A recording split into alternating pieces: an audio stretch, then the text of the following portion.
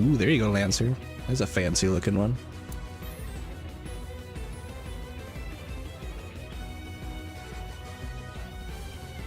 Transition sound. Ah.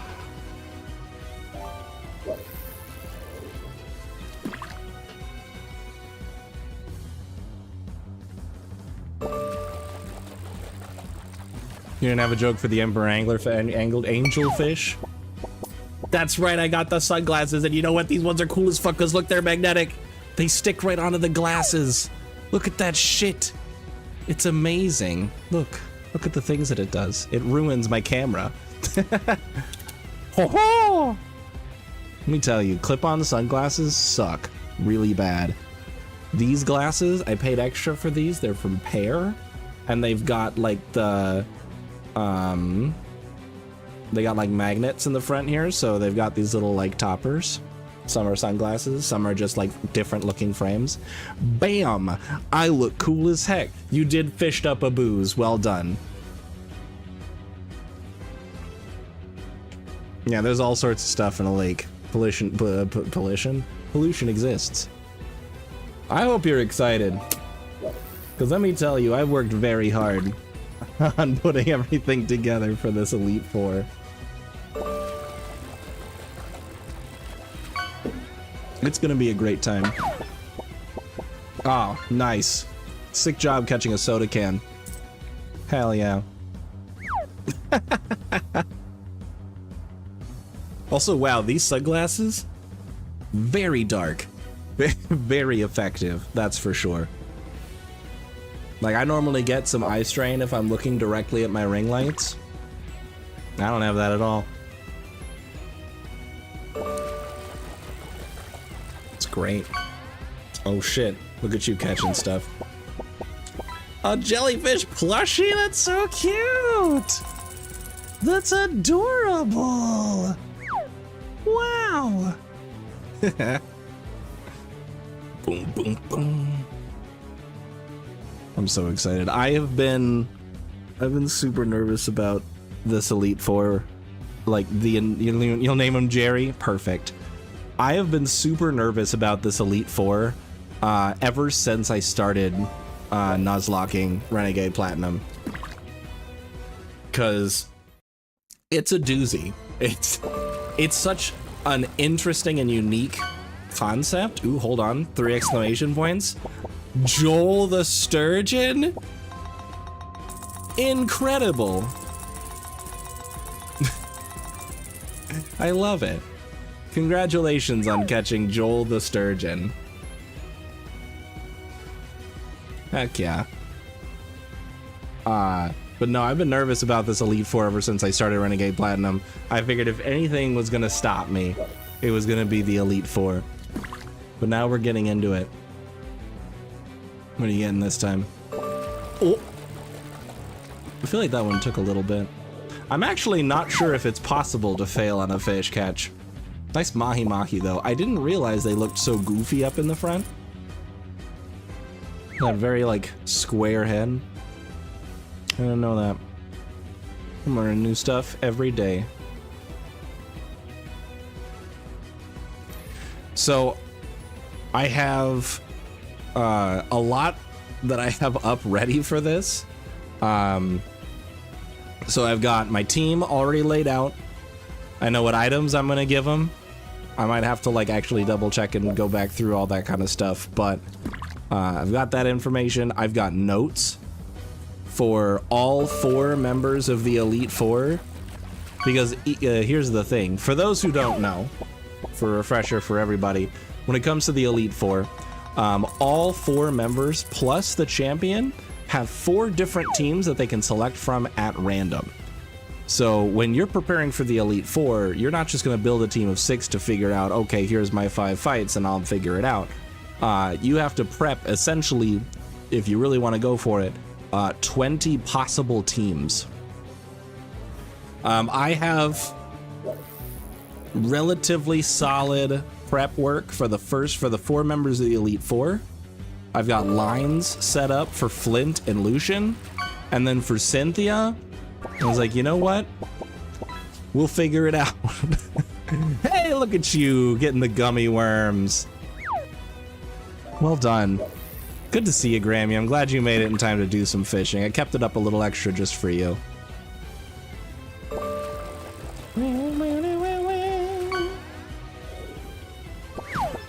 Ah, nice barracuda. Barracudas are cool.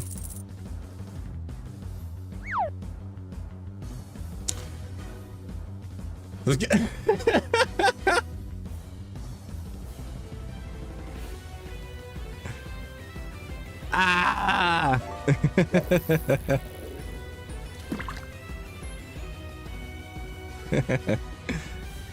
Alright.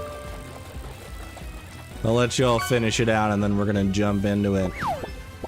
Nice. Nice fish fillet cheeseburger, or fish fillet burger.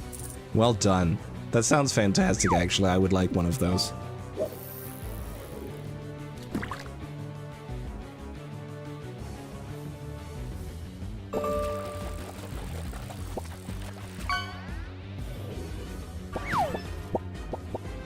A Finnish fish. It even says Finnish on it. How cool. Nice rare. Cut through this Elite Four like a perfectly cut fish fillet. Heck yeah, that's the plan. That is the plan. Alright, everybody. It's time. Jump scare for it. It's time.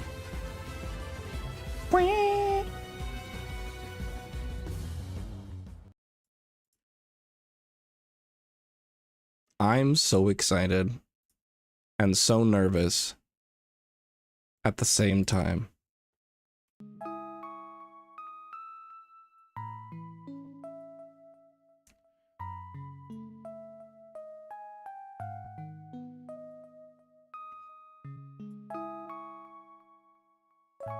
I have no idea what you promised, and I'm not gonna lie, Lancer, I'm nervous.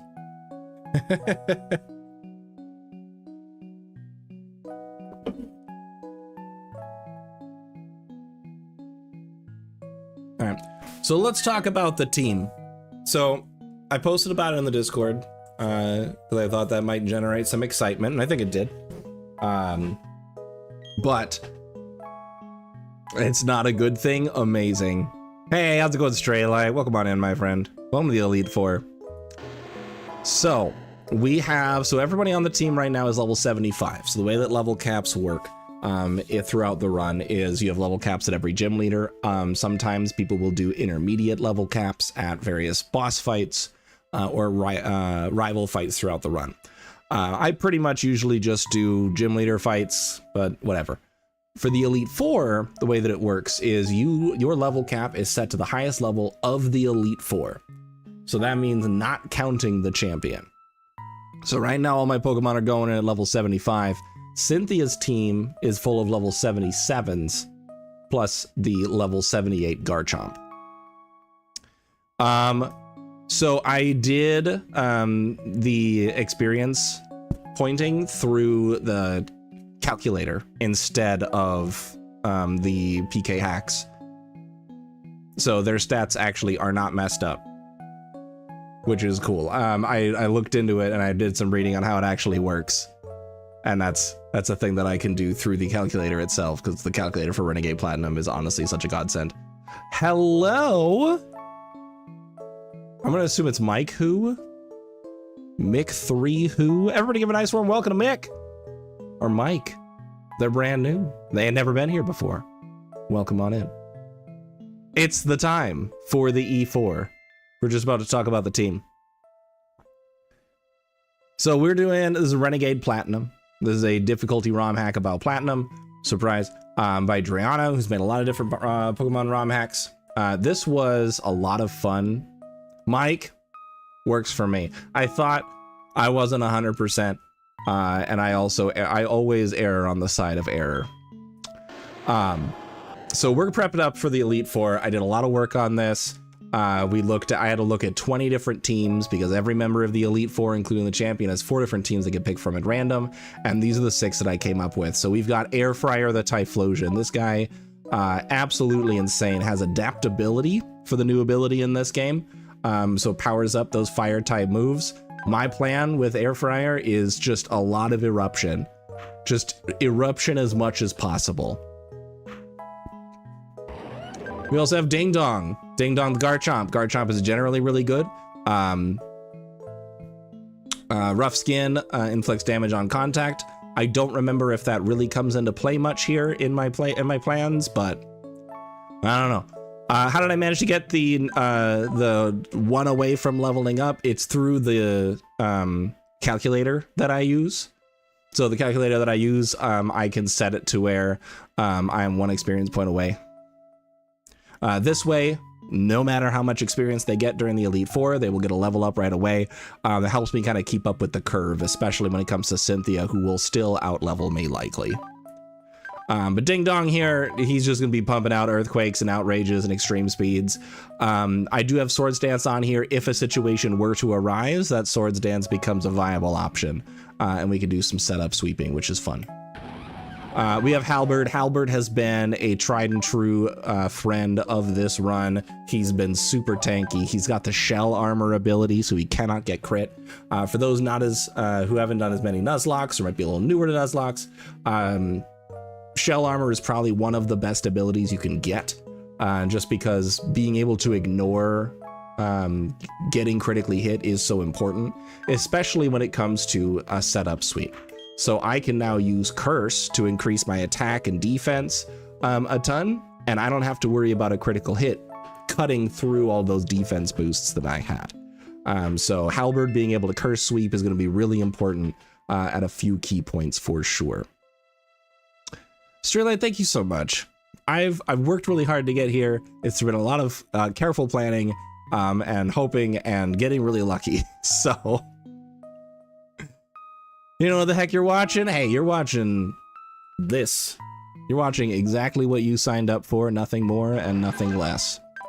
So here's Badge. Badge joined us, I believe, in Sunny Shore City. So really close to the end of the run. Had some really strong plays in Victory Road. Starmie is always going to be really good, honestly. Just being able to have access to Surf, Psychic, Thunderbolt, and Ice Beam, that's incredible coverage.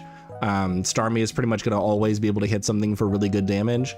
Also has some pretty solid special defense and HP to work with. So we love that. Yeah, we did get unlucky with the Eliminate. The other ability that Starmie can have is Natural Cure, so when it switches out, it heals its status. Thankfully, that's not going to come into effect too often in this Elite Four. There's not a lot of status afflicting throughout the Elite Four in this.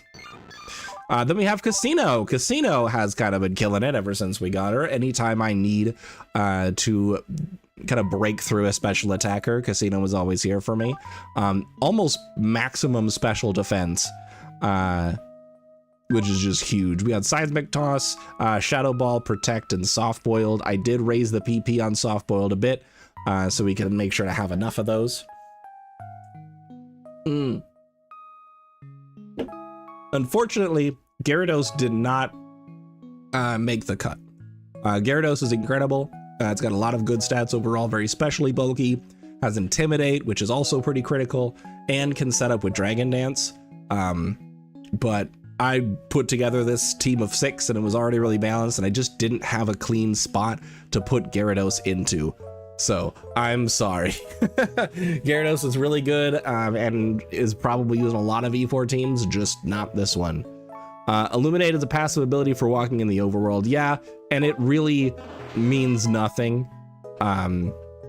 I don't even know how meaningful of an increase it is that Illuminate goes off, but meh. Gyarados didn't make it to the E4 team, has been cooked into a perfectly cut fish fillet. Exactly right. And let me tell you, it was delicious. For the final member of the team, we have Monocle. Monocle was caught super duper early, and has honestly been so important at like 2/3, I would say, of the run. There was like a section in the middle where Crobat just wasn't really super necessary. A lot of rock and steel types. But aside from that, whenever Crobat needs to show up, Crobat shows up. This dude stands on business. And it's going to be no different here. You will see a lot of choice banned Crobat just beating people down with Cross Poison, Leech Life Fly, and I put U-Turn on here just in case. But that's the team. Didn't EV train Infernape? I'll tell you what. I thought about putting Infernape on the team, but it got cut pretty early because there was just too much that I needed, like a fire or a fighting type to be able to do, and Infernape just wasn't enough to do it, unfortunately. So that's where these friends come in. So we've got the team, we're put together, we're ready to go. I just need to put the items on them, which I had not already done. So let's do that. First off, I need Choice Scarf. Infernape is soft. Infernape probably would be soft because of the fur.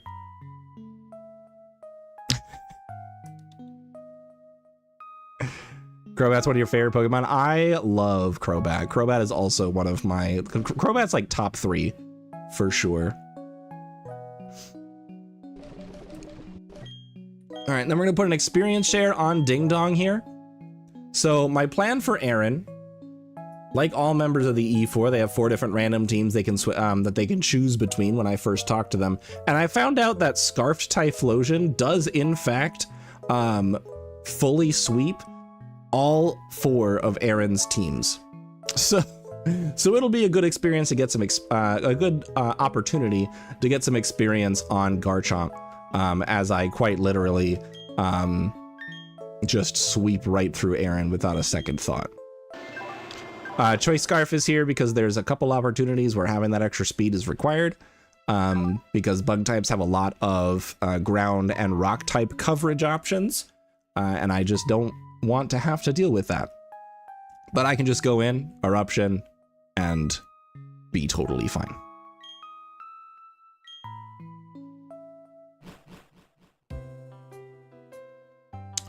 Fortunately, Iron Fist boosted Thunder Punch one-shots your Gyarados. Is that after Intimidate, though, Lancer?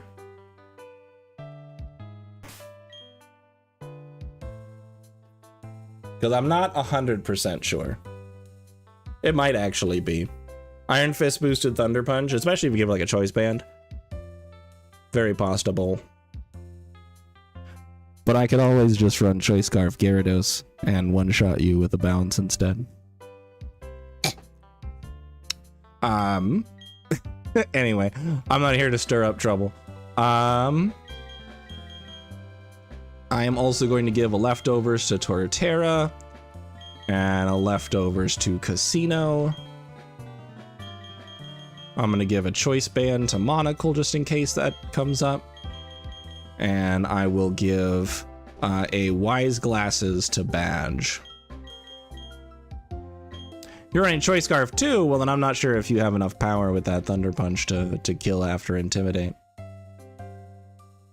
You probably do though, let's be honest. Okay. I fear that I can stall no longer. Wine glass to you too? Hell yeah. I have the beverage of champions, Mountain Dew Baja Blast.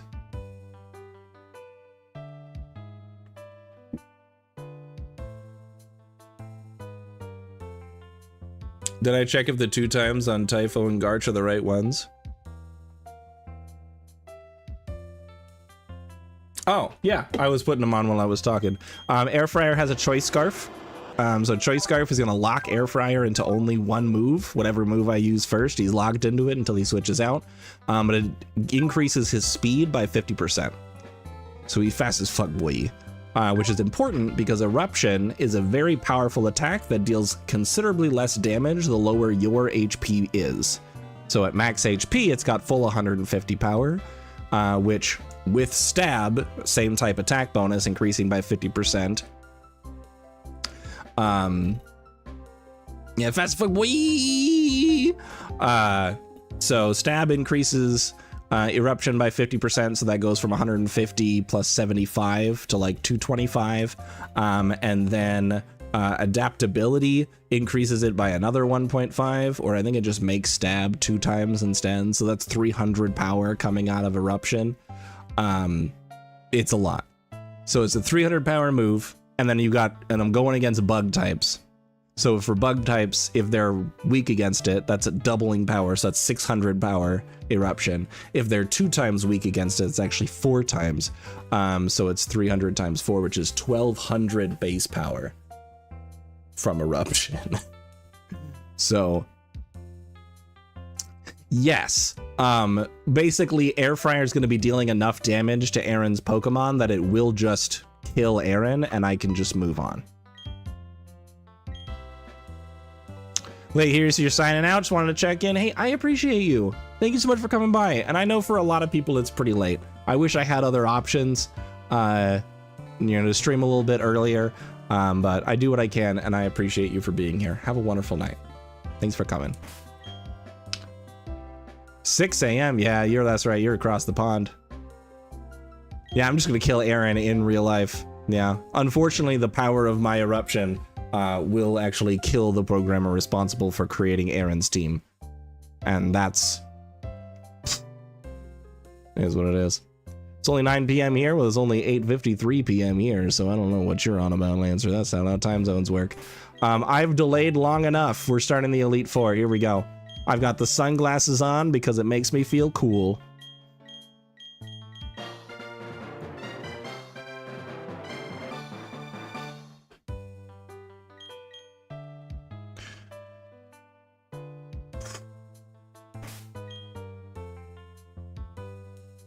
There we go.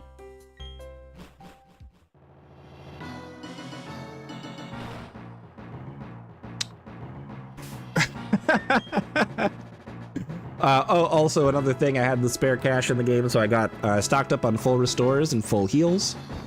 And then we also have the berries. The most important berries, I think we'll use one of these status ones like once or twice. Lepa berries are going to be critically important for getting the my power points back up so I can keep using moves like Eruption and Soft Boiled. I also have all the TMs. I went through that process, which I found out you can just talk to the NPC in the Pokemon Center I just walked out of, and he just gives you all the TMs. So that's pretty rad. I did sell a bunch of stuff to have the money to afford these things. But here we go. I hope you're ready, Aaron, for immediate and irreparable death. All right, so we got a Scyther in the lead. There's only one team that Aaron has that leads with the Scyther. Let me double check which one it is.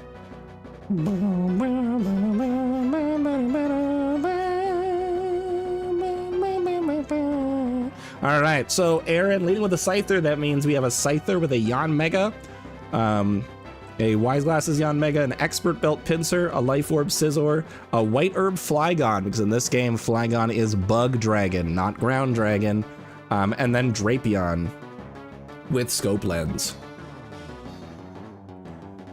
Alrighty. So for this team, I'm double checking it because I live in constant fear.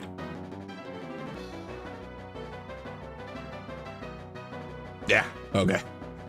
Cool. We're good. All right. Air fryer. Cook 'em.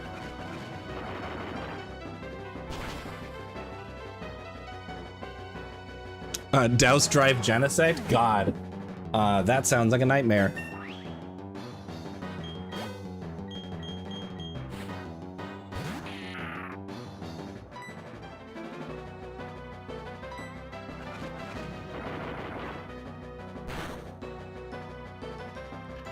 Cooked.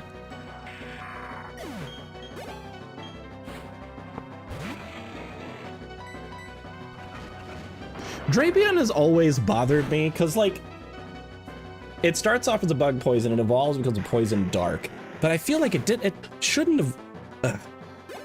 Drapion is always the Pokemon I think of first when I think of the possibility of what if Pokemon could have 3 different types. Also, quick note about Pinsir. Pinsir here does have Quick Attack. So if Aaron's AI were a little different, Pinsir would go for Quick Attack, knowing that it's going to die to the eruption that's coming.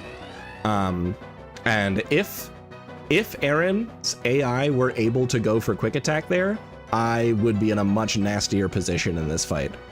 Because that Quick Attack would make my HP low enough to where eruption wouldn't kill anymore.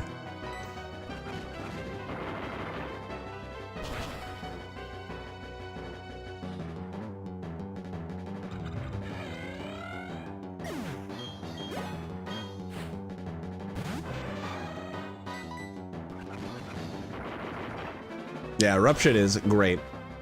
Eruption with adaptability is just absolutely terrifying. And that's it. That's the first Elite Four battle completed. Easy peasy.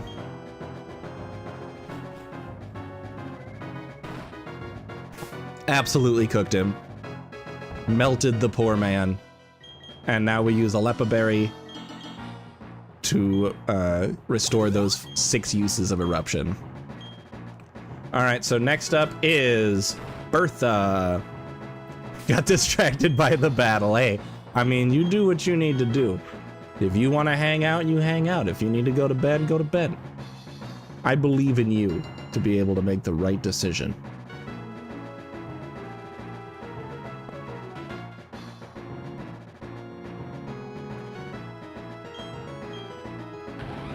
I agree so much, Lancer. I hate that so much. It brings me an insane amount of rage.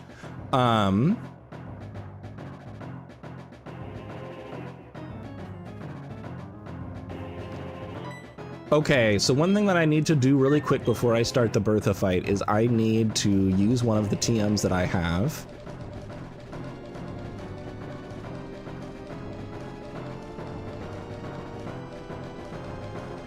Where is it?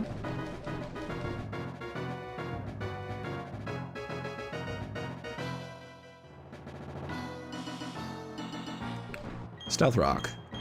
So Stealth Rock is an entry hazard. So what entry hazards do is when the opposing party switches in, they will have some kind of effect. In this case, it is taking an amount of damage, a percentage-based damage, that is affected by your weakness or resistance to rock-type attacks.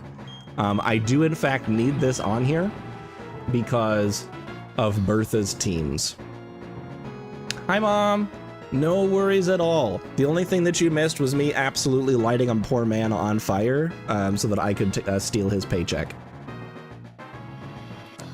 Okay. So what I need to make sure to do here is I need to make sure to use... Yeah, okay. So if I see a Hippowdon as the lead, I need to use Stealth Rock at some point.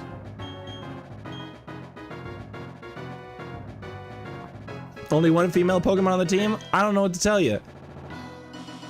I don't know. This one doesn't have a gender. I don't control that shit. They make their own choices.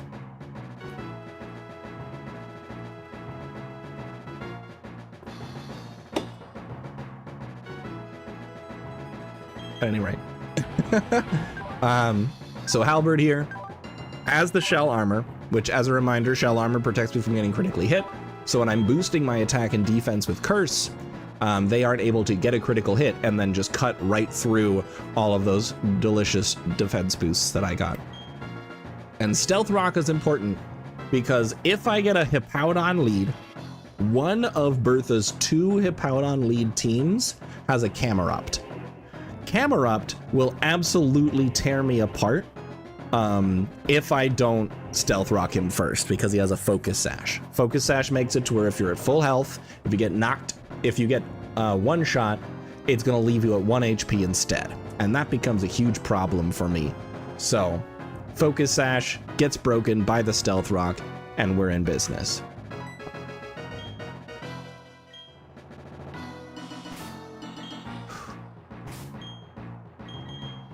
And then you are working your way towards level 77, which is nice, but I think I want to do something else for your item here.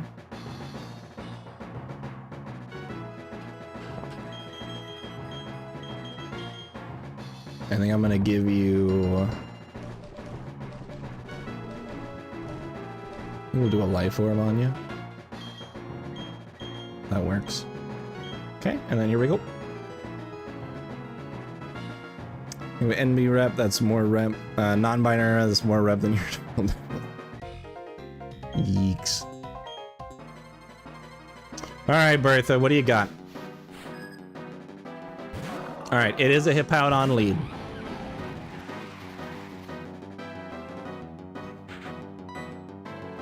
Alright, so we start off with curses, not stealth rocks, because I want to bulk up my defense so Hippowdon does less and less damage to me as we go. Alright, help me out.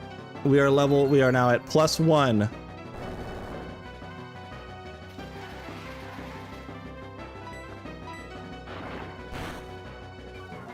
Okay, defense drop, so we're at 1 attack, or 2 attack, 1 defense.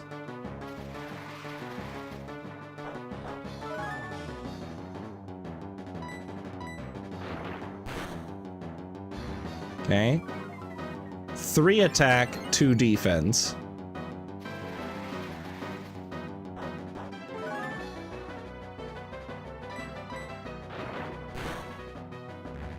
Four attack, 3 defense. I appreciate you, Lancer.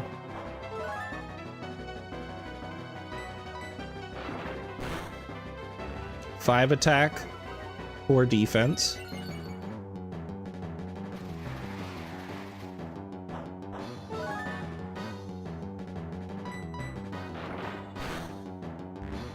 Six attack, 5 defense. That's good enough for me.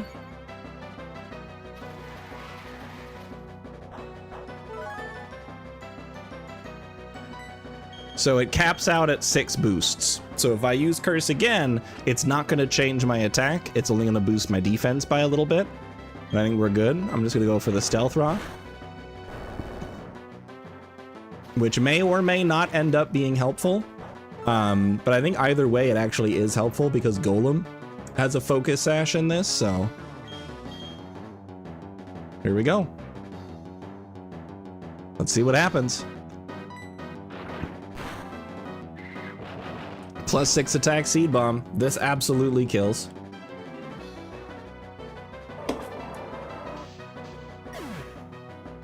And now we should win.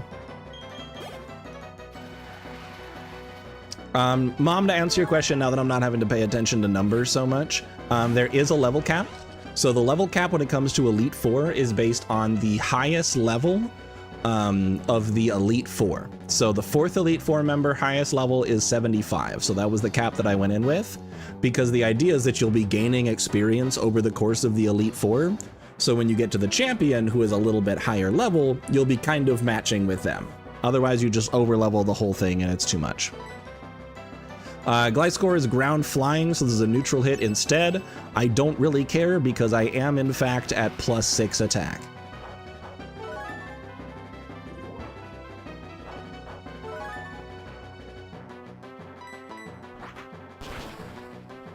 And we'll see how much that +5 defense really makes a difference, because Gliscor just did absolutely nothing. And this is why Shell Armor is such a good ability, because a critical hit will ignore changes in the opposing Pokemon stats when it deals the damage. So if I get critically hit it's like I never boosted my defense at all, which becomes a major problem.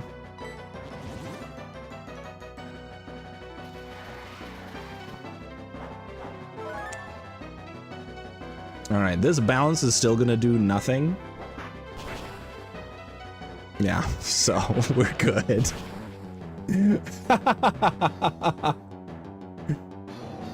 All right, we got a Whiscash, which means this is not the camera up team that I was worried about. So this is actually an even easier fight here. I am gonna double check against the Rhyperior though. Rhyperior does have Choice Band Ice Punch. So let me actually just do a quick check. I'm level 76 right now. And then I am at +5 defense, +6 attack. Rhyperior, this is Bertha. That's the team I'm on.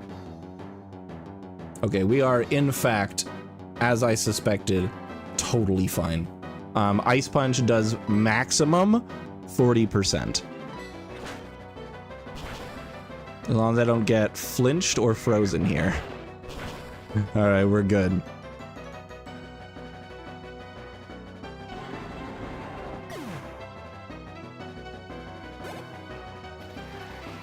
I've actually never used Rhyperior, weirdly enough. I used to way back in the day. I used to use Eviolite Rhydon, which is a super weird set, and it's not generally recommended, but it was exactly what my team needed back in Gen 6 competitive. Want to do a Sinnoh Evolutions only Nuzlocke at some point? That sounds dope. I love that idea. I'm down for it. So Golem here. Golem has Explosion, which will only deal about 1/3 of my HP if it goes off. I believe this Golem is actually their last Pokemon. So if it's the last Pokemon, they can never use Explosion. Golem also had a Focus Sash. So the way that AI works, there's a lot of different bullshit around it. But generally speaking, the way that AI works is it's going to go for the highest damage move. C-Bomb missed. How many more C-Bombs do I have? 7? Okay, we're fine. So, missed again. What do you mean? It has Sand Veil. Oh, that's actually funny. That's actually really funny. So AI is going to generally go for the highest damaging move that it has, especially if it's going to kill. However, certain moves have special AI treatment. So like Explosion or Self-Destruct has different percentage chances to work, to go off, based on a lot of different factors. One of which is if it's the last Pokemon, they know that if they explode, they lose, so they're never going to do it. Also, their likelihood of that Pokemon exploding goes up the lower their current HP is. And a fire and a mist. Missed both times. That's exactly what it is. We're here and you missed it. No! So what you missed was Choice Scarf Eruption Sweep for Aaron, because all 4 of Aaron's teams were completely and irrevocably swept by Choice Scarf Eruption. And then Bertha, 3 of her 4 teams were swept by Halberd, setting up Stealth Rocks and 6 curses, and then Seed Bombing until they win. There was one team I was worried about, but thankfully I got lucky and didn't get that one. All right, so now... Oh, don't worry, Lancer. It's going to get spicier the further we go. I'm going to full restore Halberd. Let's grab my Lepa Berries. I don't want to check the tag. We all know how frustrating that is. I didn't use any synthesises, but I'll use I did use Curse. And then I don't need Stealth Rock anymore. Right?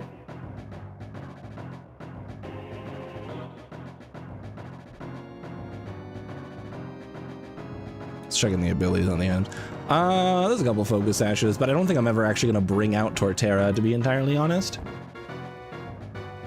Because it's that grass type. So let's go ahead and put Earthquake back on this boy.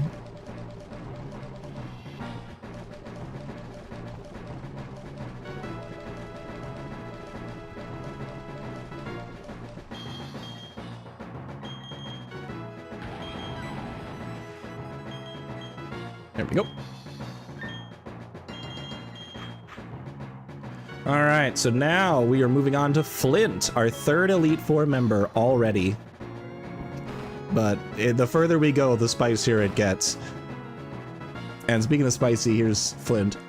So Flint has 4 different teams as well. Most of them are based around the fire type. However, one of them is their, I think just their regular Platinum team, but like beefed up and improved.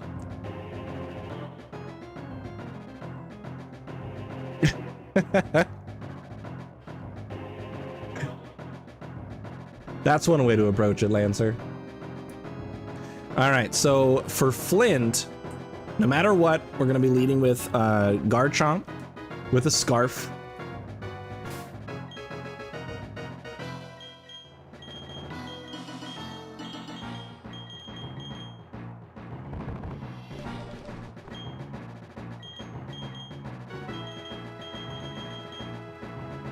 And then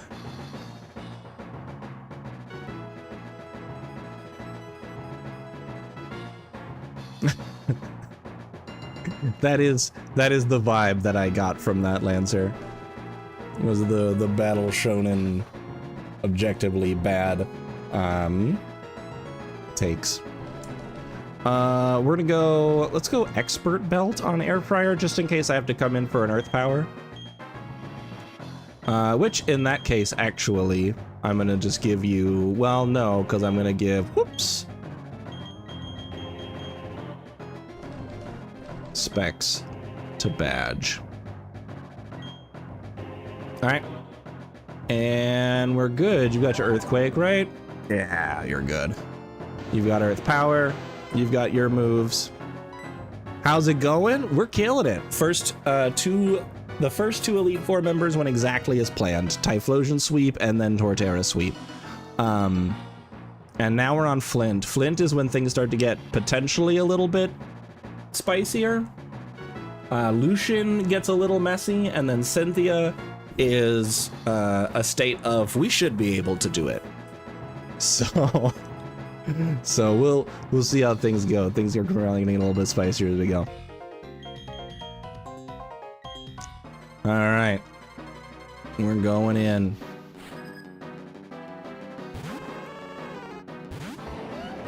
All right, so they are gonna get the sun up.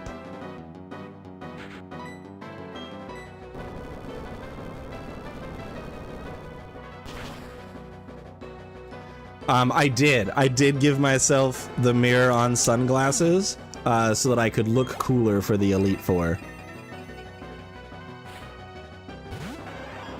You are absolutely correct about that. All right, so we got a Ninetales and a Flareon. So Ninetales and Flareon does narrow it down. We are on the first team here. So that means what's left is Houndoom, Rapidash, and Magmortar.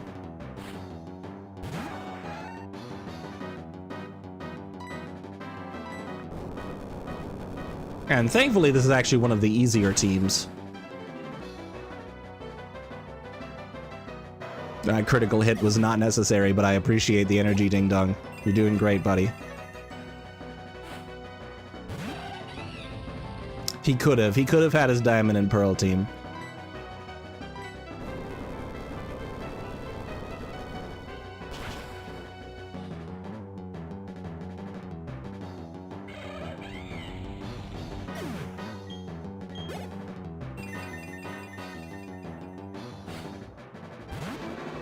All right, so I want to double check to see if I still kill this Houndoom here.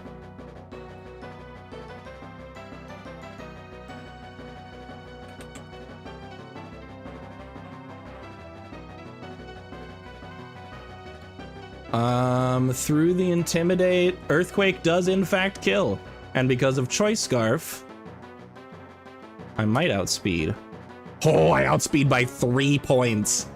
Holy shit. I outspeed by 3 points. Does Houndoom have that much special defense? Houndoom has a decent amount of special defense. It's the defense stat that I wasn't sure about, because Intimidate does knock down my attack stat by quite a bit. By like minus 25% or minus 50% or some shit like that. Mentally, he's bald.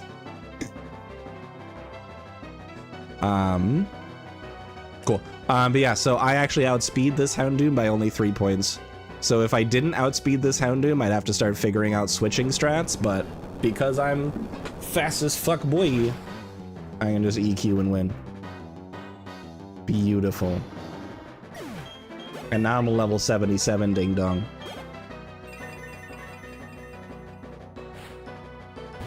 Alright, so now we got Magmortar. So let me check to see if I need to switch here. I might have to.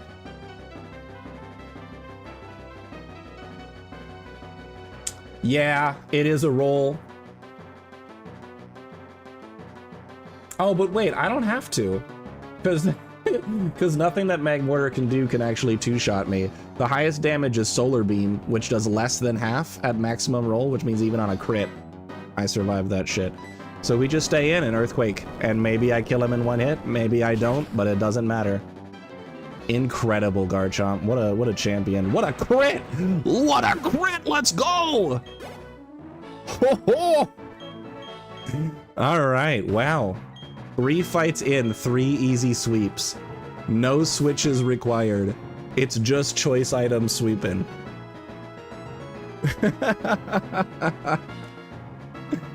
Wow. Alright. Now I believe we lead Monocle here, if I remember correctly. Let me consult the notes.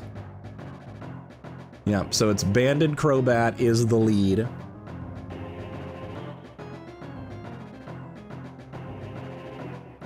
I need to give Starmie Recover. Oh shit, can I do that? Do I have access to let them relearn moves? No. Uh-oh. Okay, so I cannot give Starmie Recover for this fight. Which might give me a problem if it's Team 3. Because for Team 3, I've got a Slowbro to deal with. Alright, that might be spicy. But we'll see what happens. We got Choice Specs on Badge, Expert Belt on Fryer, Leftovers on Halberd, Band on Monocle. Even the Choice Scarf and the Leftovers. We should be okay. We should be okay here.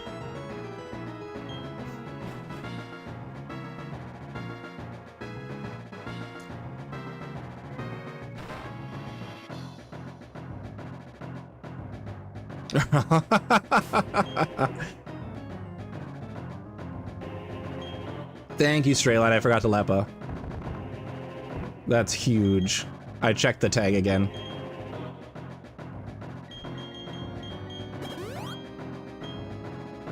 I appreciate you, my friend. So we are Lepid. I need a Lepa Seed Bomb. I'm glad I double checked. Straylight MVP right now, I'll tell you that much.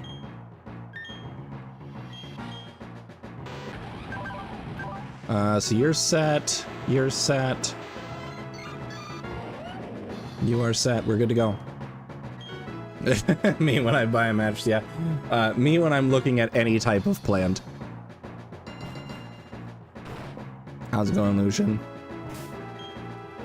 Choice Band Monocle? Choice Band Monocle. Let's cook and book.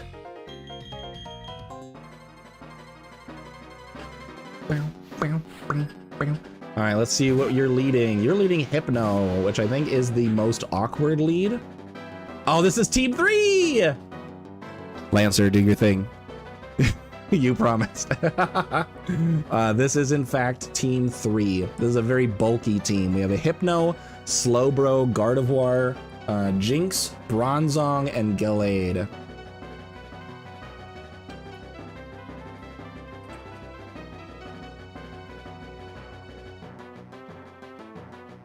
Oh boy.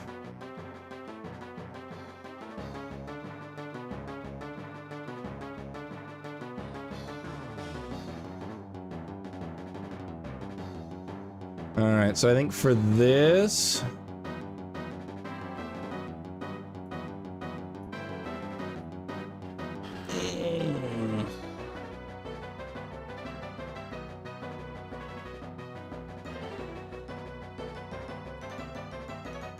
even through choice band, I don't quite kill the Hypno.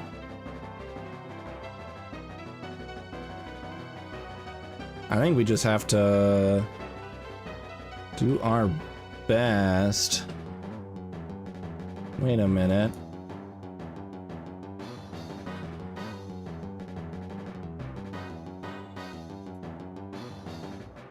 All right, here's what I'm gonna do. I'm gonna lead with U-turn. U-turn's gonna do most of Hypno's health, and it's gonna let me immediately switch out to Blissey just in case it goes for Psychic. Psychic does not kill, but it has a chance to if it crits. Actually, it's a guaranteed crit. If it's a guaranteed death if it crits, and I don't want to risk losing Monocle right now. So we're gonna U-turn out, which will deal a lot of damage to Hypno. Any deaths so far? Not yet. Not yet. We're doing okay. Then we'll go into Casino.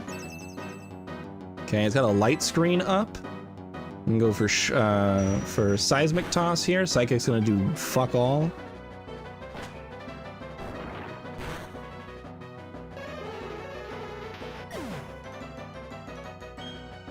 And bidets only because we never wiped. That's true. How's it going, Willie? Hope you're having a fantastic night.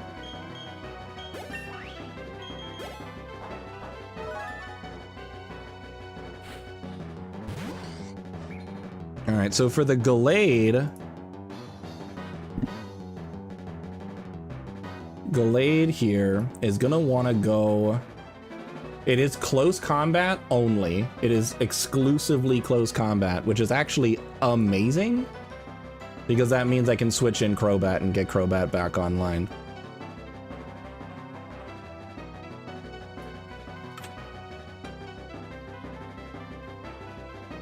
Well, I say back online, but really he's just there to kill the Gallade and then probably switch back out because he's locked into Choice Band.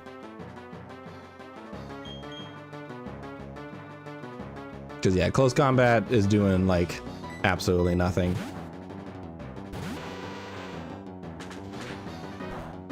Oh wait, after close combat, that's gonna reduce your defense. Ooh. Oh. Well, I could cross poison here.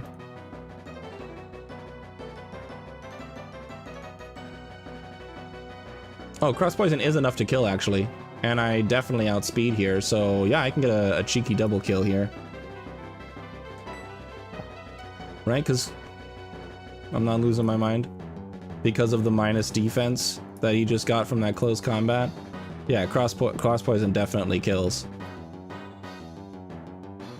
Or if I went for Fly, because I could, Fly also kills. Okay, it's actually the same either way. It doesn't matter. I'm just gonna go for cross poison. Save the extra turns. I don't need the extra turns.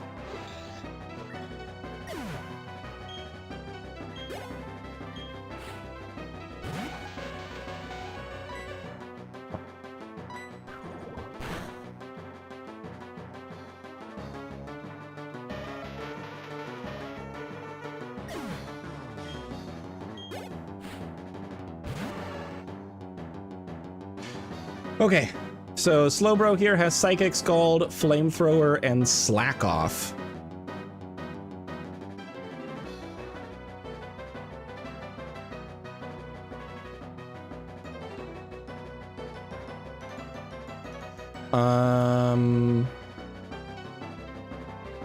Yeah, Blissey wins here. Yeah, Blissey definitely just wins here. Okay.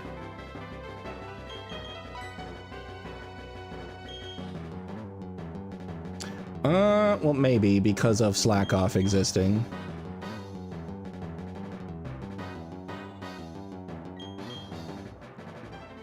We love watching Jinx die. Yeah, never happy with our own Jinx. I was very careful. All right, but you have an injured thumb. Oh no. Torn ligament or tendon. Ran for about a month. You're ignoring them and go away. Last week you couldn't pick up your laptop with the right hand. Yeah. Yeah, definitely don't ignore a torn anything. Hopefully everything works out okay with that and they're able to take care of it. Good luck. Good luck, my friend. Let's see. For this psychic, that's definitely coming in.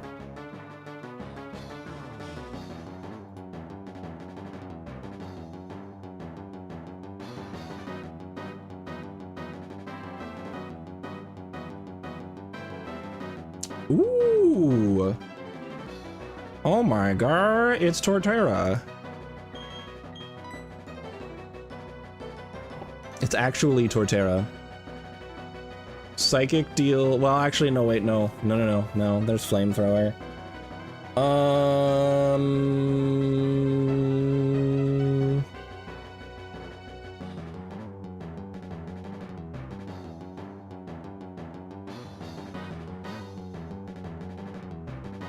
No, Slowbro also has Flamethrower. I'd rather keep Torterra healthy in case I need him in the back.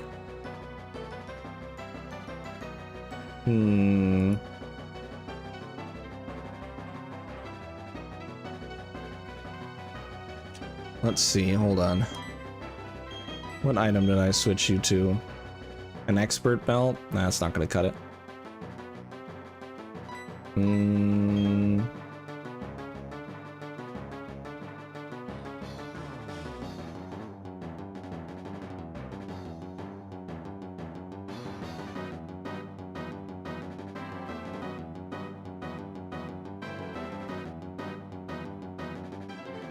Let's go Blissey, because right now they have light screen up, so going to badge doesn't make a whole lot of sense.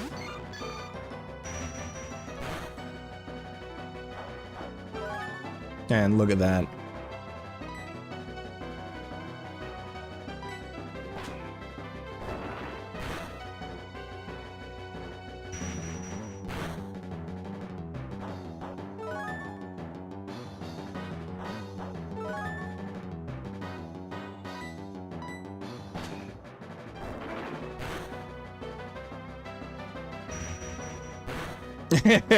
It is gonna kinda look like that. Shadow Ball does deal slightly more damage to Slowbro than anything else does. And I might get special defense drops, which would be huge. Oh my god, that's huge. Holy shit, that's massive. Incredible work, Casino. Can we have more of those, please? This is why I taught Shadow Ball to Casino, because it just comes in handy against these bulky psychic types. Oh, it's so good. Oh, it's beautiful. The house always wins. You got it. All right, give me one more. Give me one more. This is for Fridge not being able to get a single special defense drop on 15 flash cannons.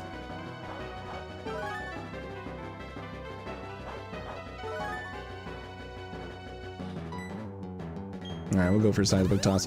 Oh no, the full restore! I forgot. That would be a heel turn. Alright, that was a pretty big misplay. But it's okay. It's fine. We're still at a super advantageous position because Slowbro's still gonna go for an attacking move here, and I've healed almost to full. The Gardevoir switch, huh? I guess that was an option they had. Oh, we got another one! Let's go! We just don't care. We just don't care. I'm gonna keep doing it. I don't have to switch Casino out. I don't give a shit about Aura Sphere. That's a specially offensive attack. Look at that. You think I care about that nonsense? Absolutely not. I'll just kill you. Alright, they might use another full restore heal here. They did not.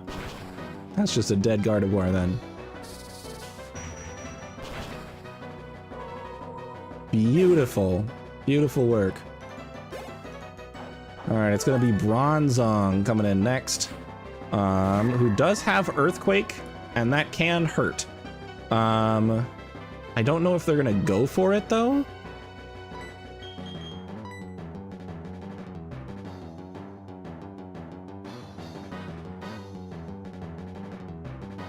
So they don't see a kill with Earthquake. And they could go for the Hypnosis or the Earthquake. If it's an Earthquake crit, we lose Casino. And I know I'm gonna want to have Casino available for Cynthia.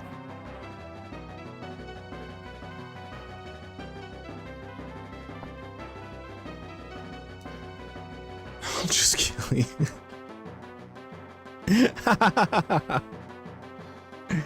It's so true. All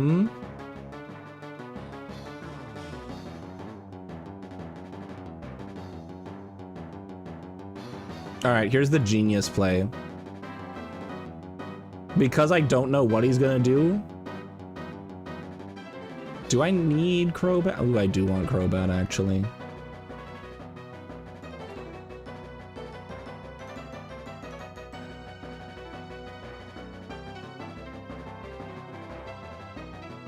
That kind of does it.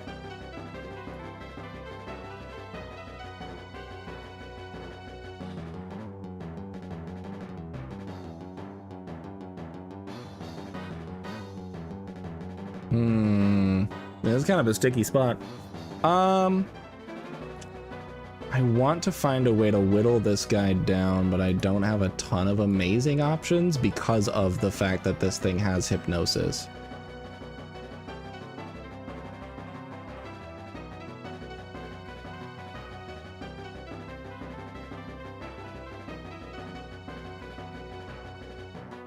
All right, we're gonna go into Halberd because that'll at least guarantee Psychic.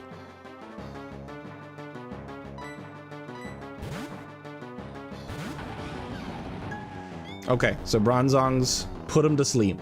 So that guarantees Psychic, so now we can switch into Badge safely, knowing that Halberd's, that he's not gonna go for Hypnosis again because Halberd's already asleep.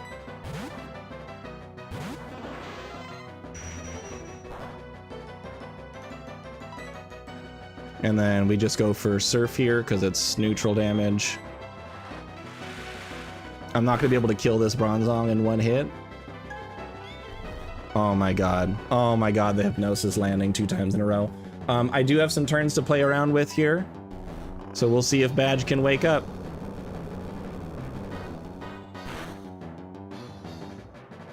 Okay, Badge did not wake up, unfortunately.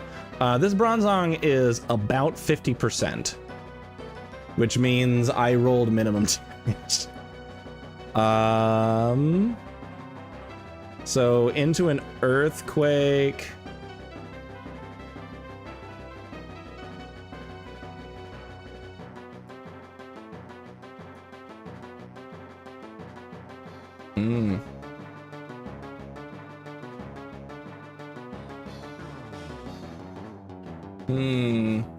I don't have anything to help guarantee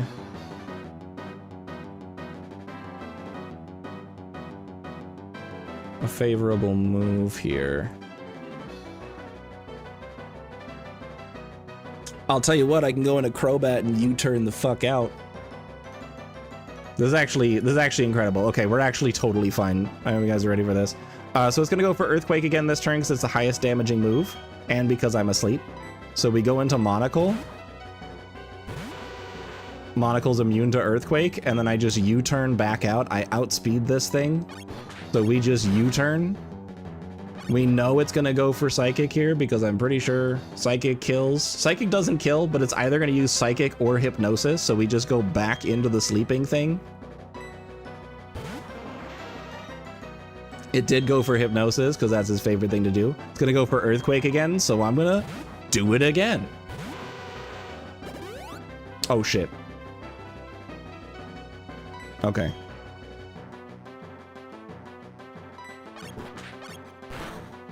Outplayed, yeah. No, that was really rough, you're right. That's okay. That's okay. Between Badge and Halberd, I have a lot of U-turn turns available, so we're fine. It looks scary, we're fine.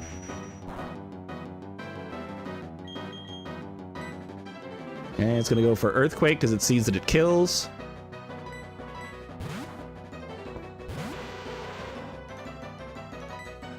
Okay, we U-turn again. Beautiful damage. How does Halberd feel about Psychic right now? Psychic is the highest damaging move. Because I can't get crit, I can usually take 3 of those, depending on how lucky I am with the rolls. That gives me enough, that gives me some turns.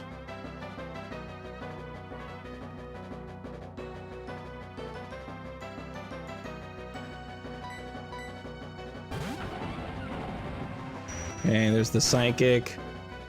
Big scary Psychic. Oh, I've got leftovers. Okay, I'm actually totally fine. Oh, the problem with Halberd is that guarantees Psychic still, actually. So this switch doesn't actually do a whole lot to help me, unfortunately. I don't have a Dark type or anything to switch into that. So we could try milking some sleep turns, I guess.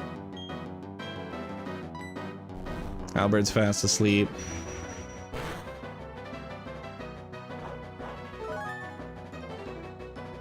Okay, I survive one more. If I wake up, I got a synthesis off. Nope. Fuck me. Uh-oh. Uh-oh. Unironically in a lot of trouble now. I can't risk the wake up turn, and I need Halberd for later, I'm sure. It's gonna be either Psychic or Flash Cannon.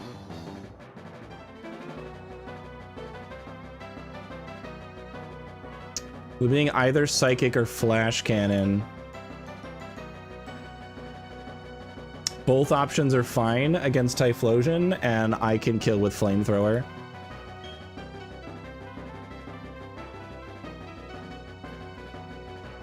The problem with Casino is it would bait EQ if Hypnosis wasn't on the table. It's not quite enough damage to kill. Wildly enough. So let me see. Torterra right now is at 56 HP. Earthquake does not deal enough. But Flash Cannon and Psychic both do. Both of those attacks, even on a crit, are not enough to kill Typhlosion. Typhlosion can kill with Flamethrower.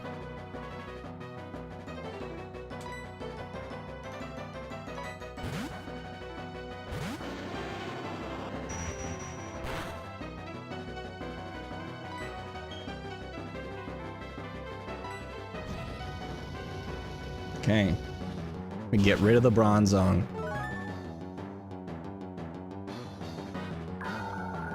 Even through the Oka Berry that reduced the fire damage, Air Fryer had enough power. Adaptability Typhlosion is terrifying to witness.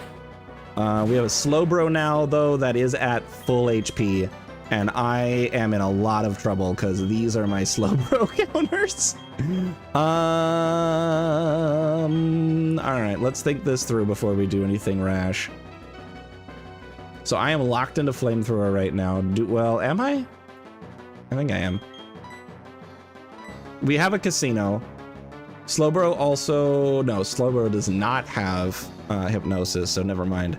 An Expert Belt. Yeah, it's not worth staying in. Scald kills.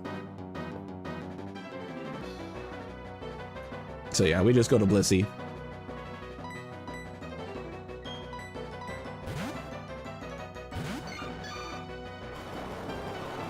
Alright, don't get burned. You son of a bitch.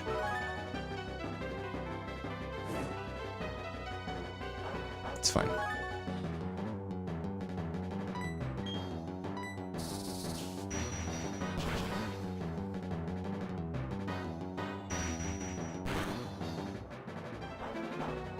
Alright, we're in a soft-boiled next turn, just to stay healthy.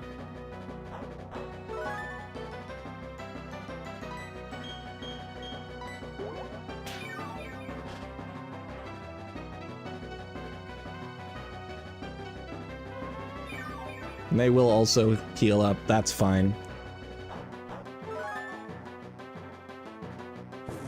Let's have to see if we can get a special defense drop on that Slowbro.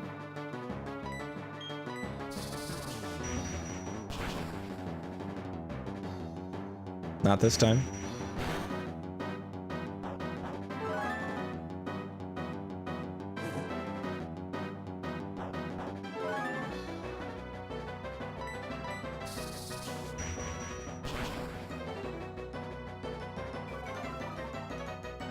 Beautiful.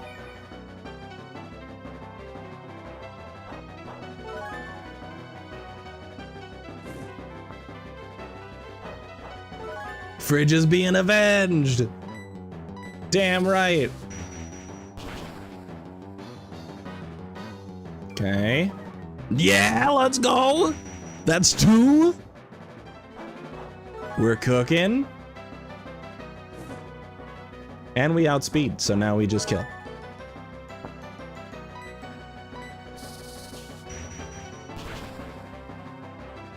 Beautiful. And that's it. That's Lucian. Holy shit, we did it, everybody.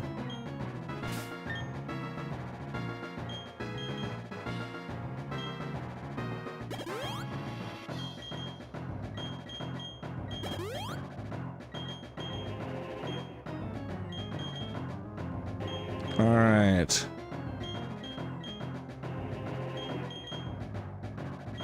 I don't think Halberd used any moves. He used a flamethrower. Did you used Surf, I think, once before getting put to sleep? You used a lot of seismic tosses. Used a lot of shadow balls.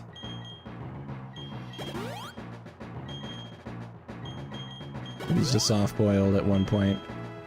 You were never used. Let's double check. PowerPoints on everything. Good to see you, Buckrackham. Welcome on in. I'm glad you were able to make it. 10, 10, 15, 20, 5, 10, 10, 15, 8, 15, 10, 20, 15, 10, 15, 10, 20, 15, 10, 14, 5, 20, 10, 10. We're good. Now we just heal up, and it's time for Cynthia.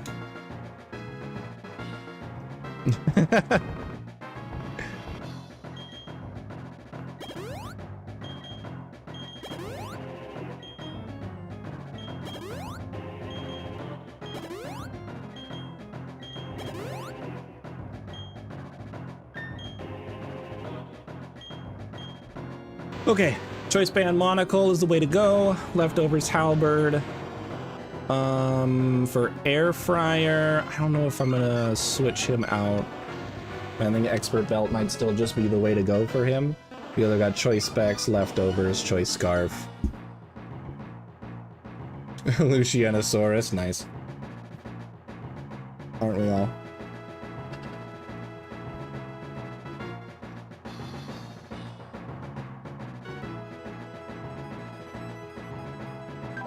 Okay.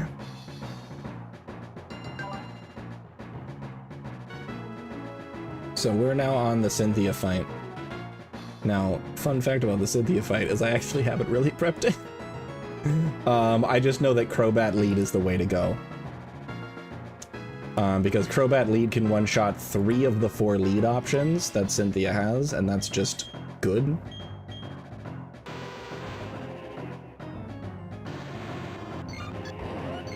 You have choice specs, you have an expert belt. You're almost leveling up to 77, that's kind of cool. Yeah, I think we're ready to cook.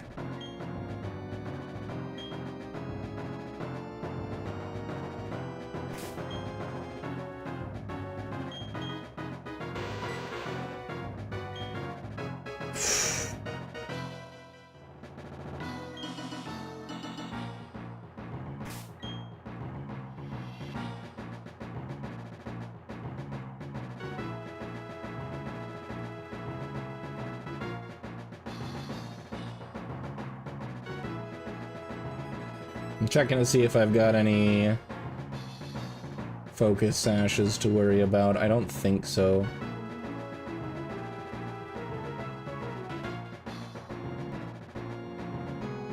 Nope.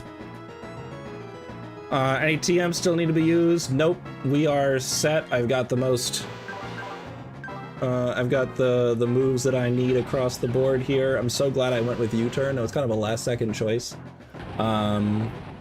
Synthesis Curse, Earthquake, Seed Bomb. I don't think I'm ever going to have the opportunity to set up, but it's there if I want it.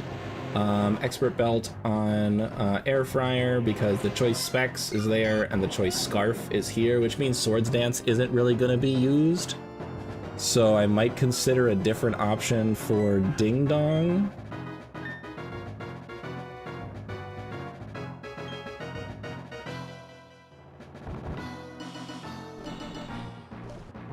And I think that different option is going to be...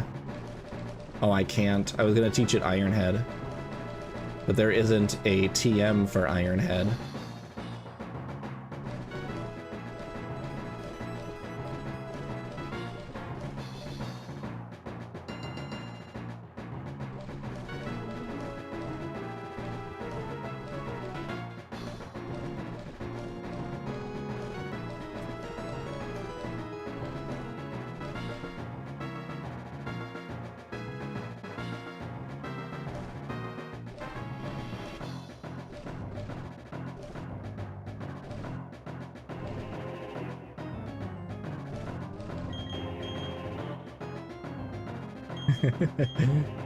Let's see with Drain Punch.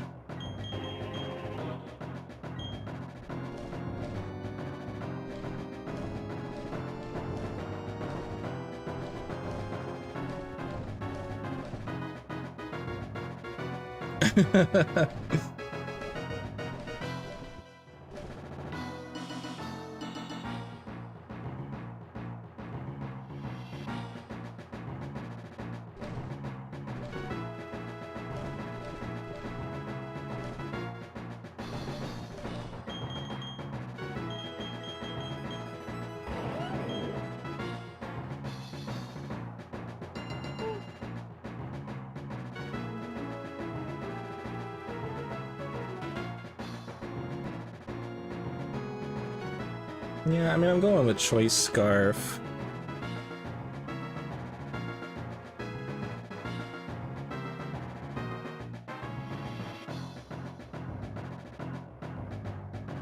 I'll go with the Poison Jab, just in case.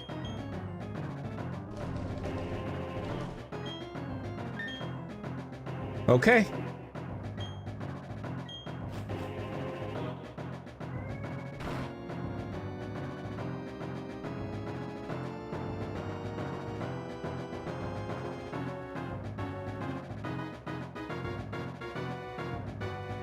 Let's fucking do it. Best music in the game. Oh my god, they all come out! That's so cool! Oh my god, the green screen. No, I didn't think about that.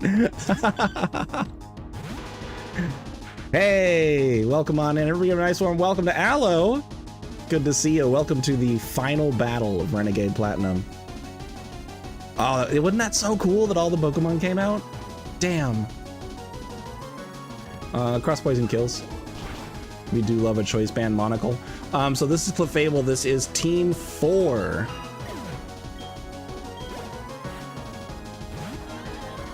Alright, so I have a Choice Band Monocle here.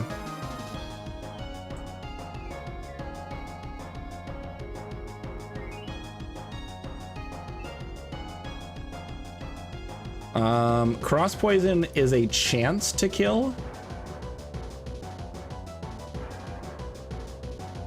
It's not a very high chance, but it is a chance. If I miss that chance, then I might be getting Thunder Waved here.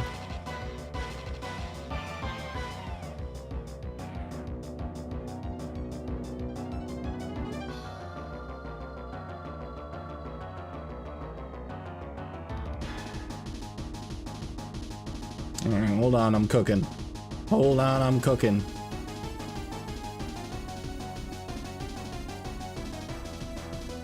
That doesn't do shit. Okay.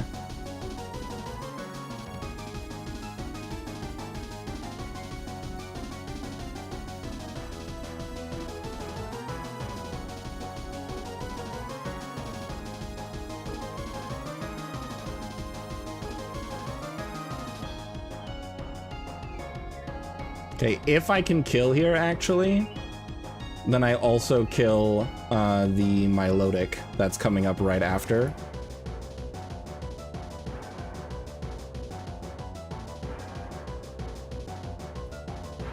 I think we just... So what would I switch to is the next question. Because so this thing is it's a ghost fairy. It's got Shadow Ball, Moonblast, Thunderbolt, and Thunder Wave. Thunderbolt is not enough to kill unless it crits. So it's most likely gonna go with Thunder Wave, especially since I outspeed here. So neither of my ground types are super ready to deal with this.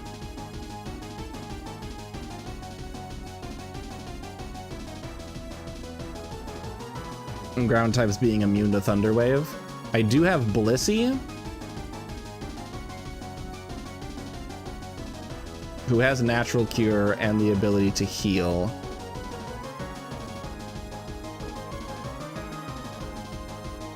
Burn the snake I spent $50 on. God, that's so true. I think the switch is worth it because Monocle getting paralyzed this early would be rough. Halberd, then Casino. Now that is a beautiful choice. But I kind of like, hold on, how close is Garchomp? How close is Ding Dong to leveling up here? Not close at all. Okay, never mind. I thought maybe if I can get level 78 on Ding Dong, that'd be something. Halberd I know is close to leveling up, so we can get a level on Halberd by doing this pivot, which is cool. So we can pivot through Halberd to Casino. Yeah, because it's either going to be Thunderbolt or Thunder Wave. So Halberd is totally safe to switch here. It was Thunder Wave, so that was good. And then we go to Casino. If Casino gets parried at some point, I can always switch out eventually. Reducing my special attack is kind of a bummer.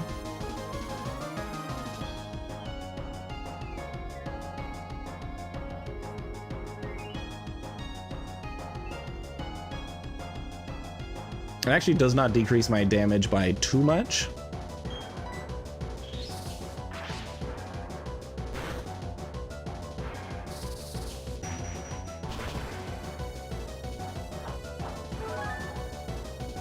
And then here's the cool thing is I can do one of these numbers. Oh shit, the Lopunny switch? Oh, okay. Now for Lopunny, it's going to either be High Jump Kick or Mega Kick. The Protect failed.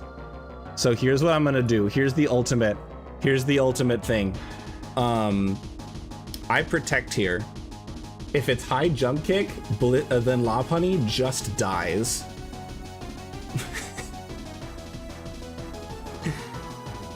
If it's Mega Kick, then I have to switch because I can't risk that because it's going to be a kill.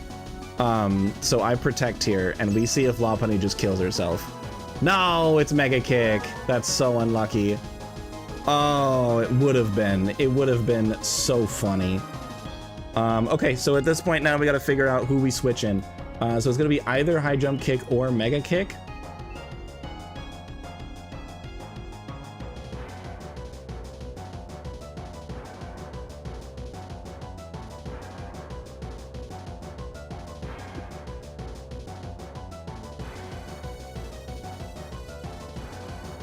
Let me see what I want to do here.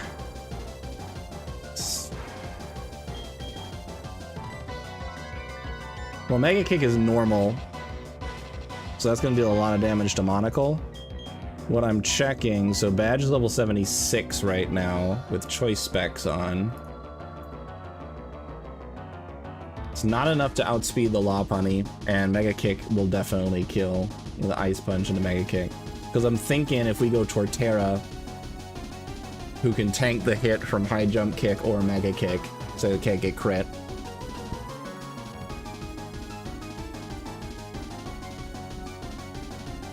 Lopunny is part fighting. It's basically like a Mega Lopunny in this game, but I don't think it's quite as strong. But it does have the typing and Scrappy.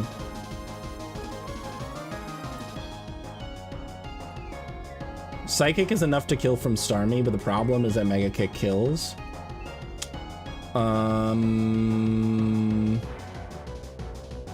Crobat dies specifically to Mega Kick crit.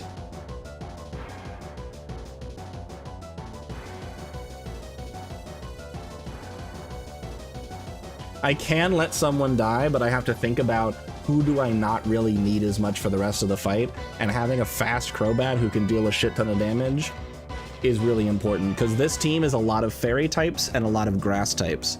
You have 3 fairy types, a grass type. All of that is completely countered by Crobat being able to kill. So I want to make sure I don't risk the Crobat too much, because losing that is going to put me in a really dangerous position for the rest of the fight. So I want to think about what is my safest option here. And I want to keep Blissey healthy for the Roserade if I need it, and the Mismagius if I need it. Yeah, that's kind of where I was starting to go, is I can bring in Garchomp. Garchomp does outspeed and can hit an outrange, and then I can bring in Crobat to finish it off. The rest of the team, you got Lopunny, Garchomp, and then a bunch of fairies. Garchomp, I think, is pretty much walled by Torterra. But also, I can't really bring my own Garchomp in on that Garchomp, I don't believe. Unless I can guarantee that it uses Stone Edge or Swords Dance.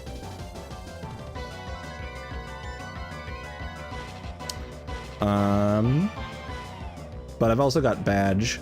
Badge is not faster. Ooh, God. This is spicier than I want it to be. Alright, let's focus on where I'm at right now. So Lopunny, I need something to switch out here. It's a 50-50 shot on high jump kick or mega kick.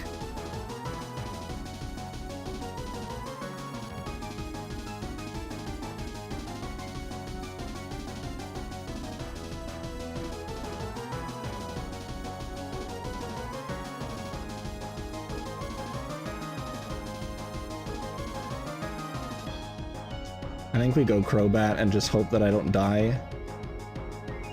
It's a 50% chance of Mega Kick, and then from there it's a 1 in 16 that Mega Kick crits. So the likelihood that Monocle dies here is very low. It's like a 1 in 32. So I think we're good to switch here, because Monocle can then get 2 to 3 kills out of this, which is pretty massive.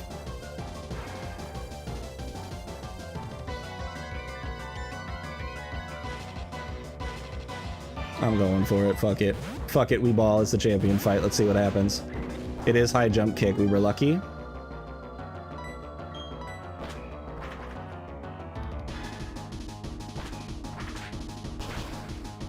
Okay, fly kills here easily.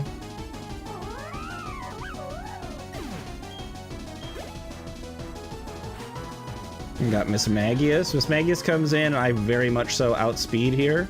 And I kill with another fly because I'm choice banded.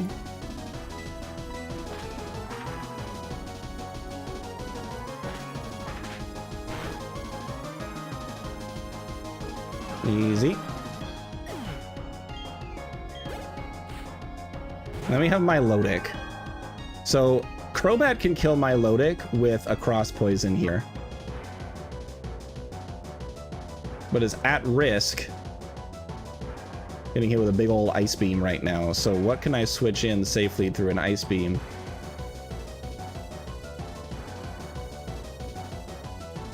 I don't think there's going to be a safe way to pivot back to Crobat. It's Hot Tub Sister Pool. Blissey is a solid option because Blissey don't give a fuck about any of those things. Yeah, so we'll just go Casino here, especially since we got rid of the Lopunny.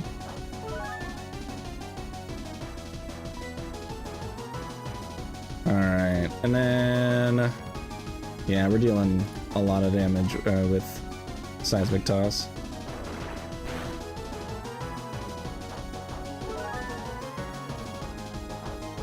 Yeah, that did exactly as much as I expected. I'm overhealing what Milotic deals. Well, not quite with Hydro Pump, but Hydro Pump can only be used so many times, you know?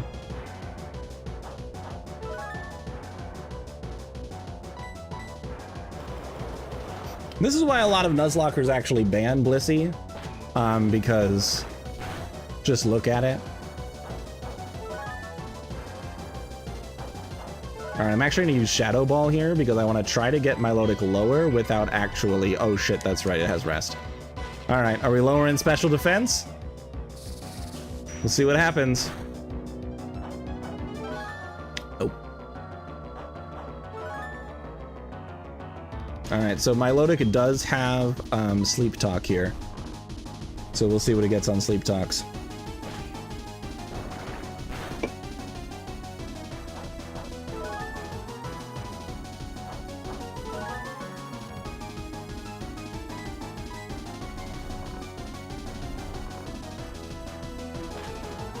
It just used Sleep Talk to get rest again. Amazing.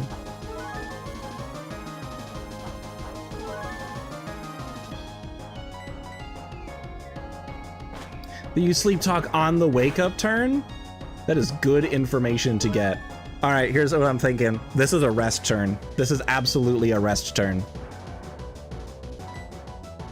We switch to Monocle and then kill with Poison Jab.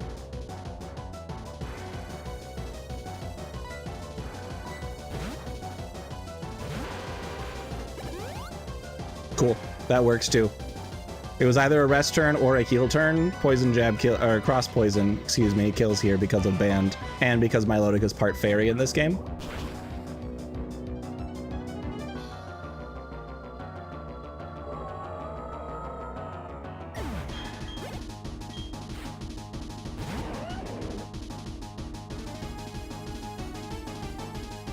Okay, Garchomp. Does not see a kill with either... Well, actually, hold on. Hold on. Hold on. I'm at 196 right now. So it actually sees a kill with both Outrage and Stone Edge. At this point, all she has left is Garchomp and Roserade.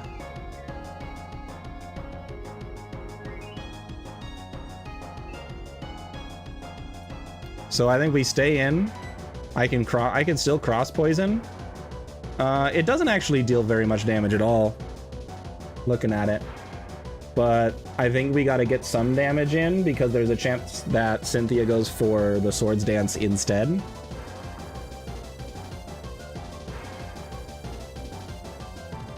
Oh yeah, okay. I think we're set.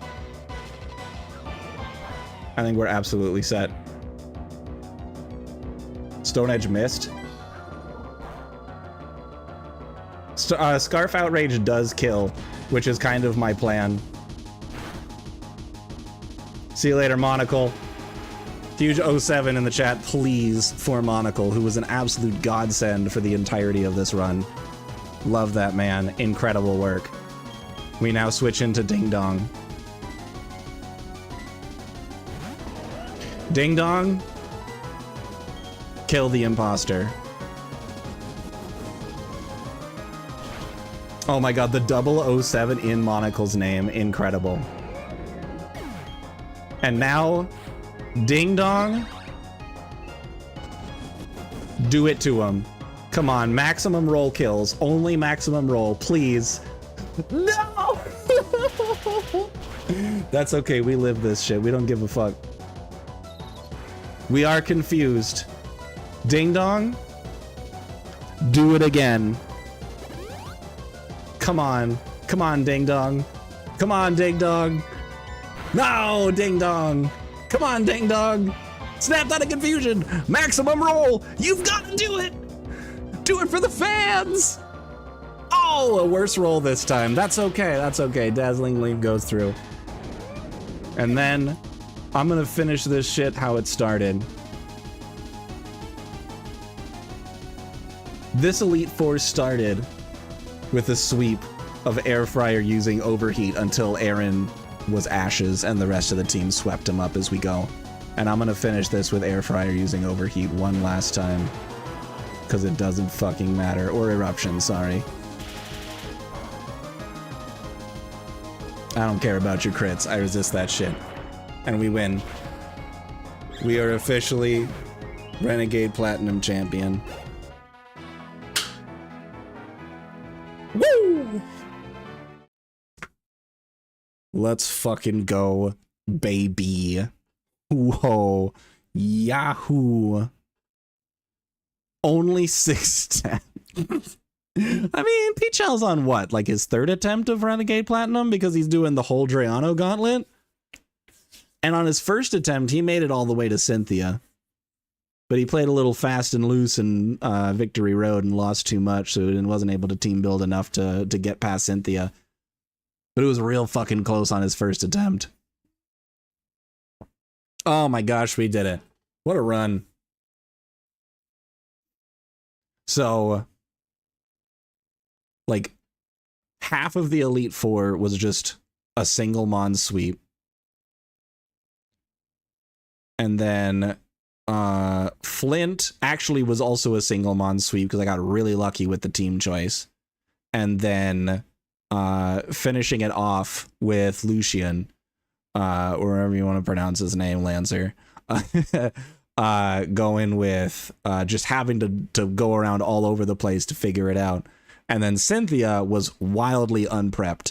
I knew I had a solid lead choice in going with Choice Band Crobat, and the rest of it was I'll figure it out. And we figured it out, and it was a piece of cake, and we only had to lose 2 Pokemon. Technically, we only had to lose like 1, but at that point, it was over, and I could throw as many things as I wanted. I could just start throwing bodies against a wall until it cracked. And it was amazing. Did EV training for the E4 and Thief Lock and one-shot everything? That's the way to do it. That's a way to do it. I did use some vitamins because there were some that I had picked up along the way and then a couple I was able to buy with the money I had. I didn't like max out EVs on anything. It was basically just giving a little bit of padding to the stats that really needed it. And damn, it was great.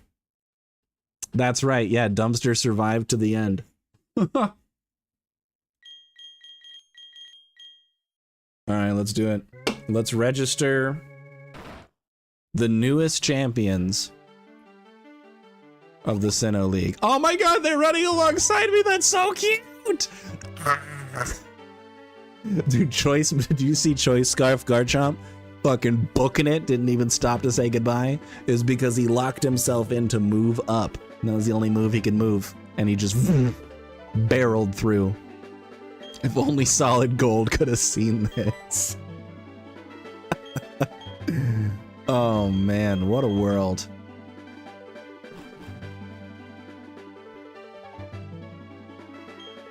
Look at them. This is the coolest thing about Renegade Platinum. Look at them all sitting here. Oh, it's so cool. God, I love it.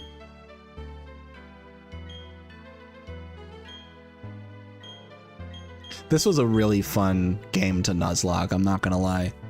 I really enjoyed this one. There are other games I want to Nuzlocke. There are other Drayano games.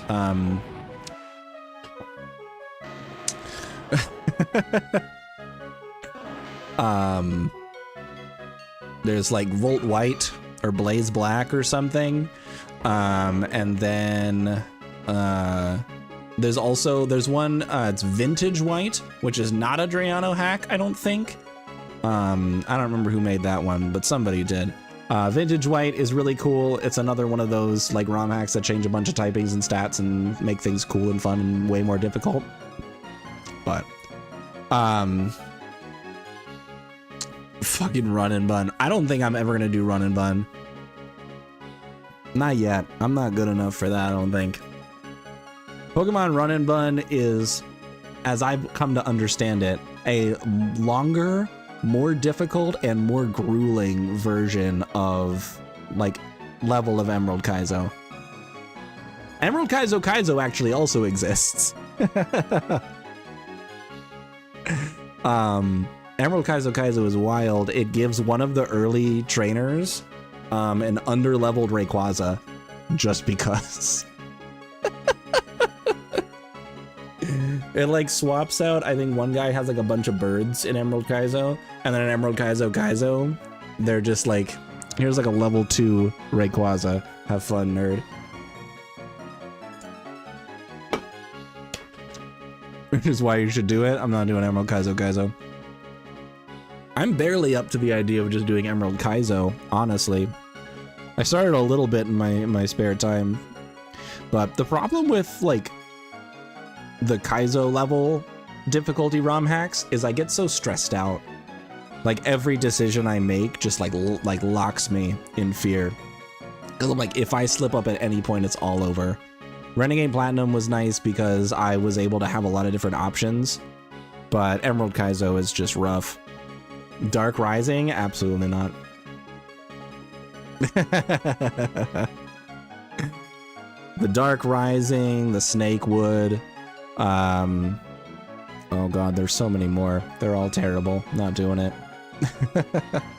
I think I do want to take a break from the Pokemon games for a bit. I don't want to get burnt out on Nuzlocking. So what I think I'm going to do is play around with like one, maybe two other projects that I wanted to do. And then I think we'll return to some more Nuzlocking. Maybe Vintage White, because I really liked watching Peachow's playthrough of that. It looked like such a cool game that I wanted to play. So I think that might be the next Nuzlocke I do. But we got some other things that we can do before then.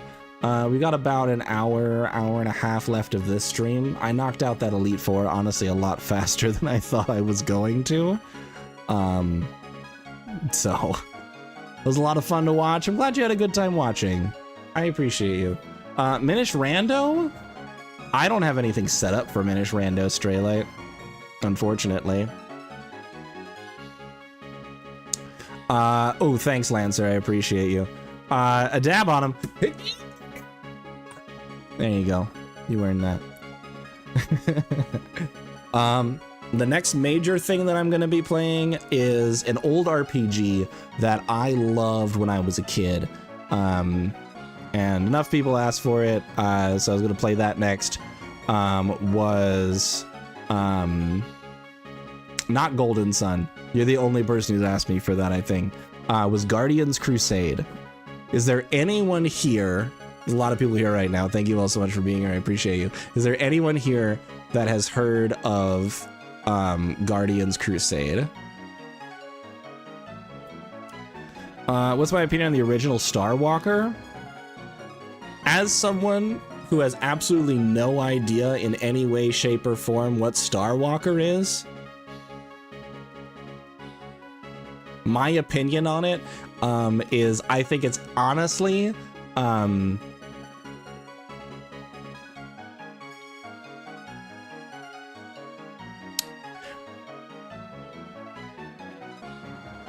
I really think they only walked across the stars to just for the clown and for the praise. I don't think they did it for any type of like holistic reason. I don't think there was any like real benefit to society.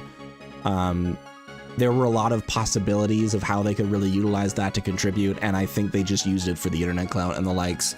And I always kind of left a bad taste in my mouth. So I think there have been other Star Walkers after the original one that have done more to help like communities. But I think, yeah. This man needs culture desperately. Damn. I have no idea what the hell Star Walker is. I'm sorry.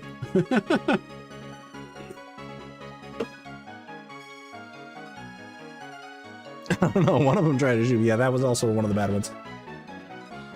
You're the original Star Walker? Well, maybe you should have done something better. Instead of being angry at me for my honest critique of your choices, maybe you should reflect on yourself and think about what choices you have made and what impacts they've had on others in order to really assess, you know, where that change needs to come from. That's a no chat. I don't know what the hell Star Walker is. What the hell is Star Walker?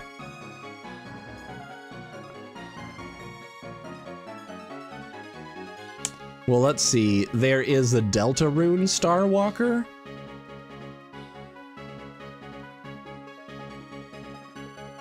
If that's what you're talking about. There's also the Mont Blanc Star Walker pen. There's a ballpoint pen about it. And honestly, I think it's a good enough, I think it's a decent pen. And honestly, I haven't looked at pricing, but it looks like a really pretentious pen, though, is the problem.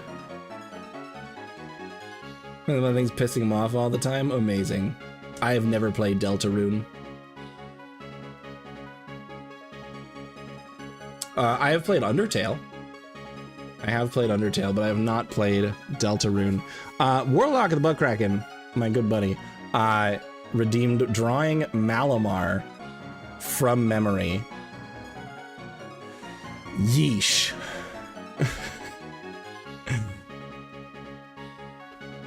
I keep meaning to check it out, but I just never have enough drive to check out Deltarune. But all right, so we are going to go ahead and draw Malamar from memory, and I'm trying to picture it in my head, and we'll see how well I do here. So bear with me while I get that stuff pulled up.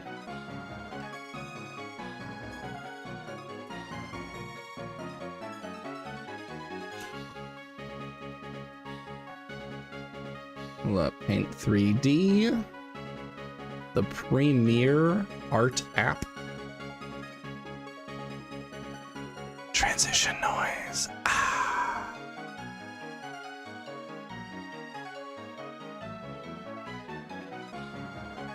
All right, we're doing Malamar. Oof. All right, let's see what we got here for Malamar.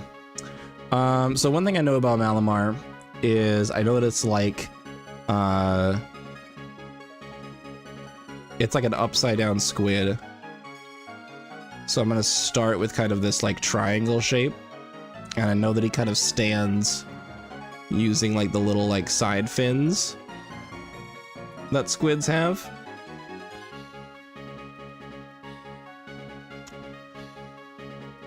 And then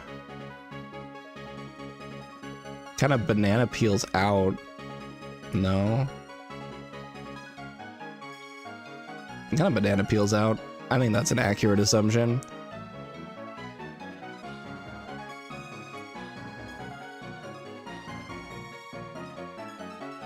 Kind of like one of them numbers. There is like a body that comes out of here. I've just drawn a banana and I'm gonna fix it. He's got like these extra little things that come out of his head. Like one of those kinds of things. I think the top here is a little more rounded off. Or like squared off.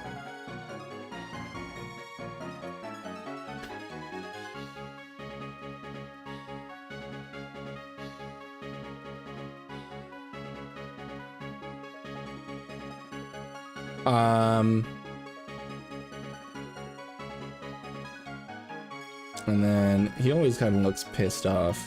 I know that. Who wouldn't if you fucking looked like this, I guess. He's got like that beak thing, because squids have beaks. If you didn't know, now you know. He's got like a beak. And I think he's got like another one like hanging out up here. He does look like a banana alien, you are correct. I'll fix it with colors in just a minute here. So I know it's like a deep purple. I'm gonna go deeper than that. About there is good. And we'll color that. And then it's not quite black. I think we're more on...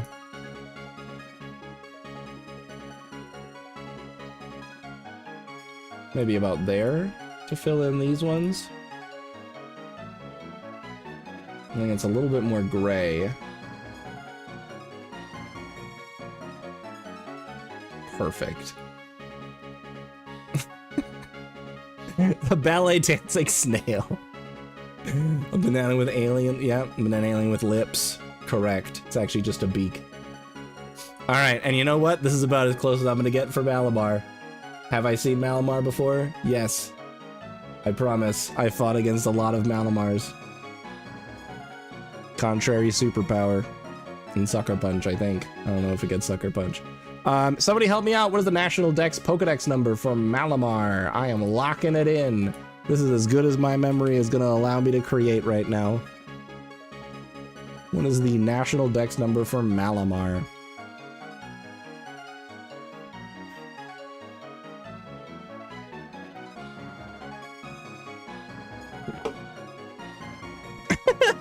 What are you talking about? Are you telling me that this isn't the face of a champion? Let me tell you something. You're right.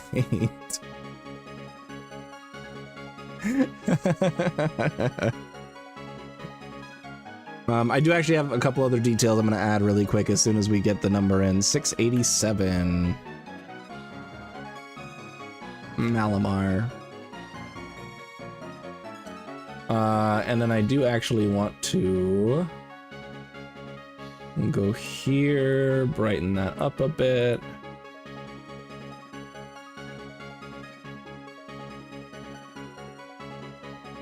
Fairly certain there's like dots that go down here. I don't know what color they are.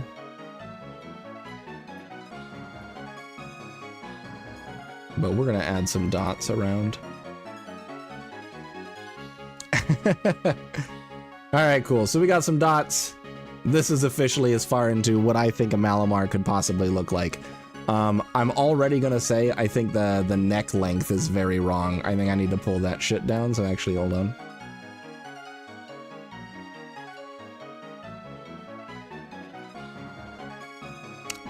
Perfect.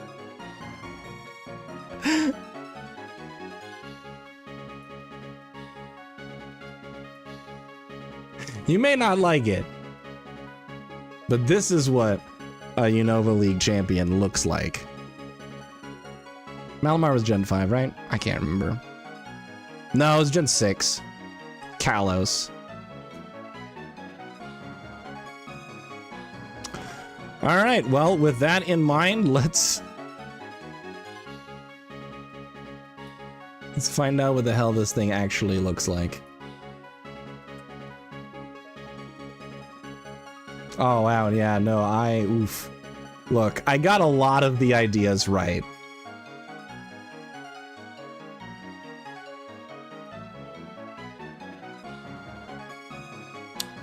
All right, so we're gonna open this up in a new tab.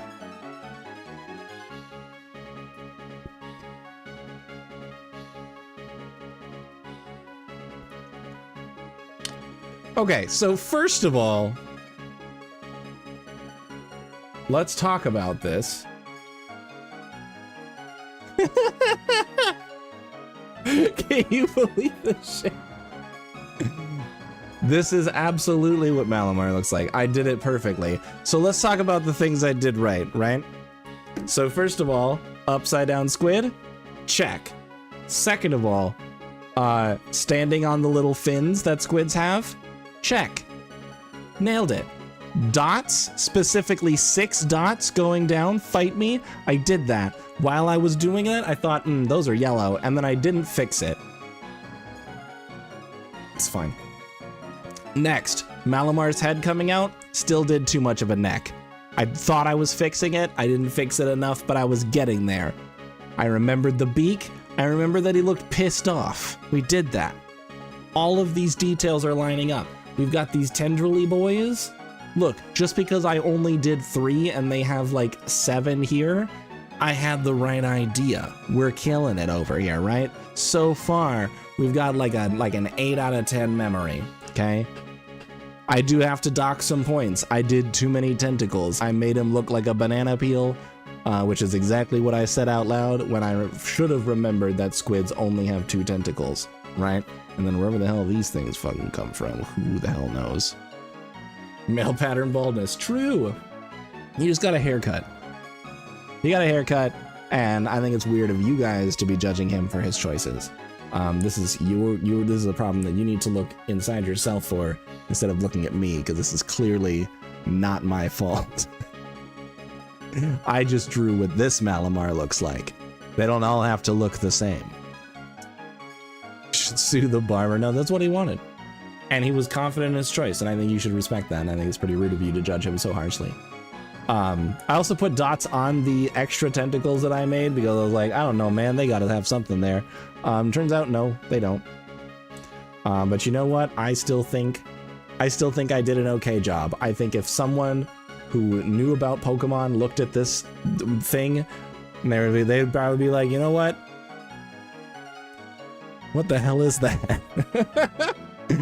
As always, everything that we have, we draw from memory. We do slap directly into the Pokedex channel of the Discord, so that we can give a running total of everything that we have done. And there it is. There's number 687, Malamar. 687 Malomart. Absolutely.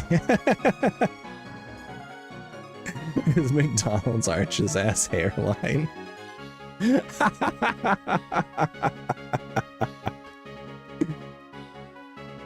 Yeah, exactly, Mom. See, you get it. It's a perspective thing. Yeah, right. I was going for like a legitimate art choice, and then I drew this instead. I'm not great at art, but that's not what you guys follow for. Guys, do you guys remember the art streams I used to do when I used to do pixel art streams back when I was making an RPG? God, those were the days. Yeah, I'm artsy fartsy, right? Heck yeah. Not so artsy though. And I try not to be fartsy on stream. Sumi taping the banana to the wall? I might. So what are we playing? That's a great question. We got like an hour.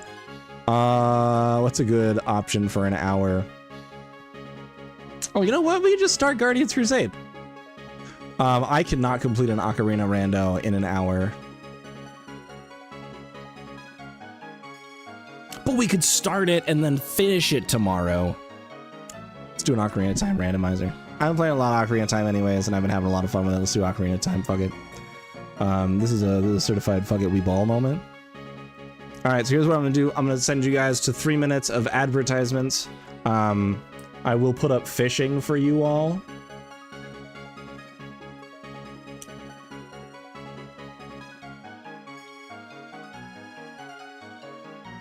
So we're gonna, it's not set up yet. Guys, hold on. Jeez.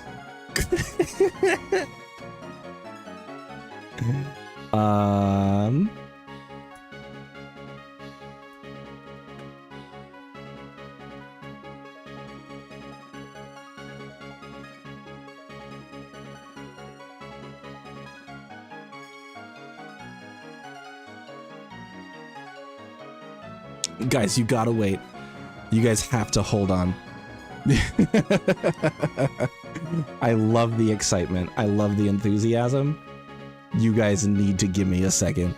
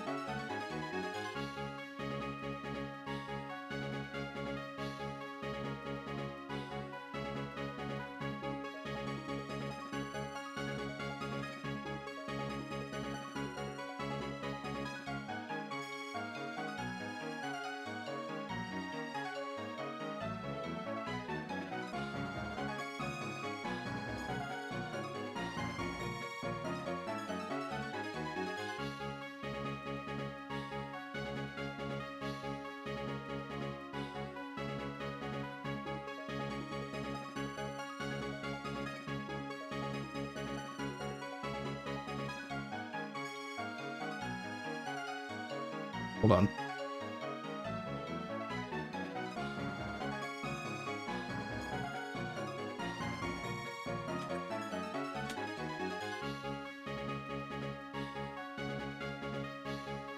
I appreciate your patience. I'm doing my best to get this set up here.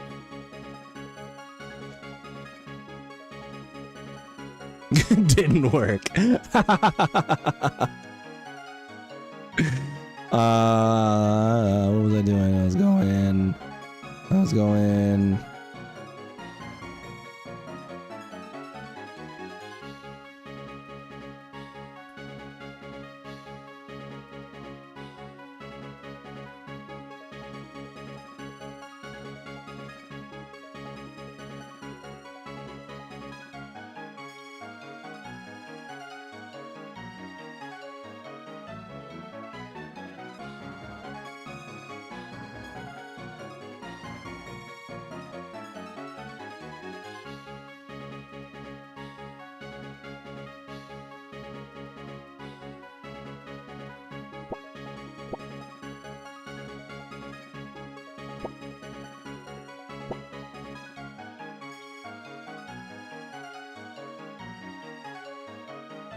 All right, transition sound. Whee! I'm fixing it. Hold on, I'm fixing it.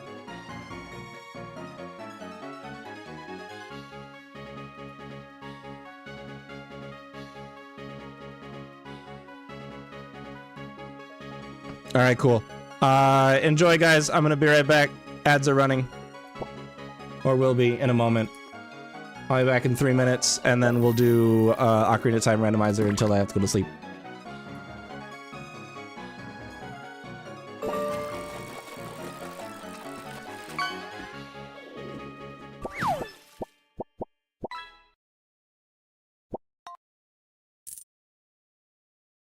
Let's draw with a coffee cup, nerd.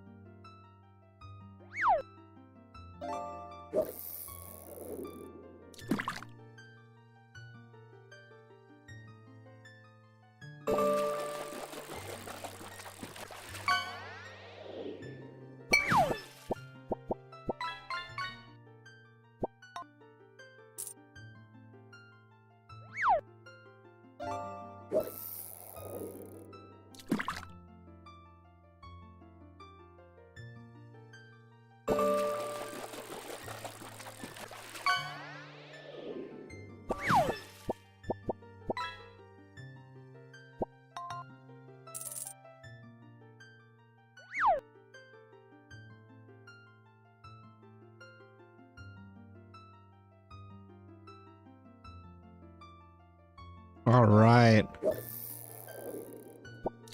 This is it, the final fish.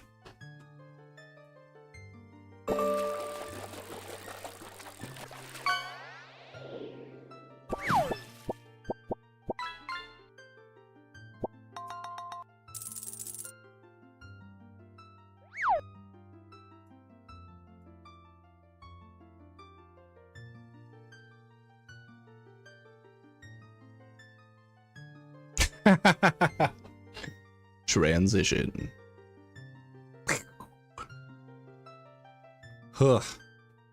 All right, now that everything is insanely bright, I do have to fix that really quick.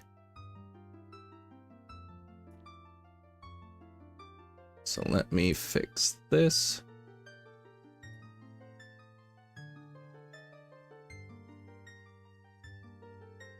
Oh, why is that the way that it is? Hmm.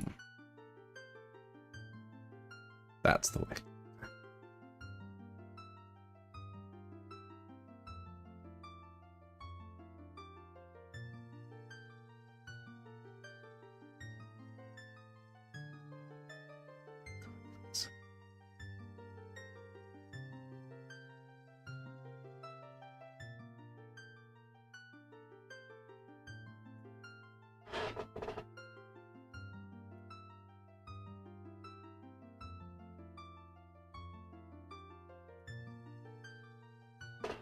Bada boom.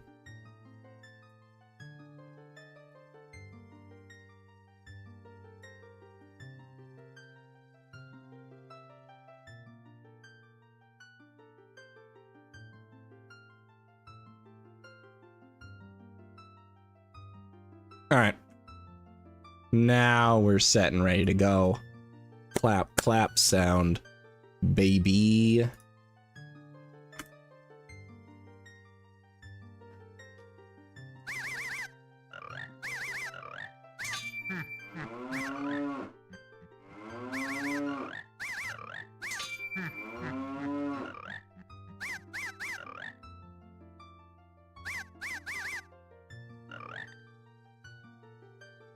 All right. What should we name our file? We can go with the tried and true easy hot dog. We could also do monocle in respect for our first fallen comrade.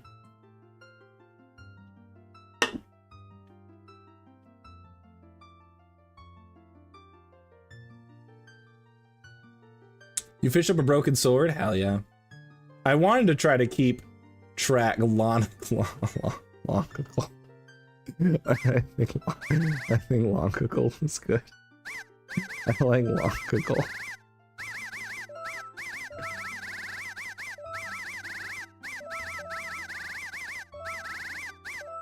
It fits.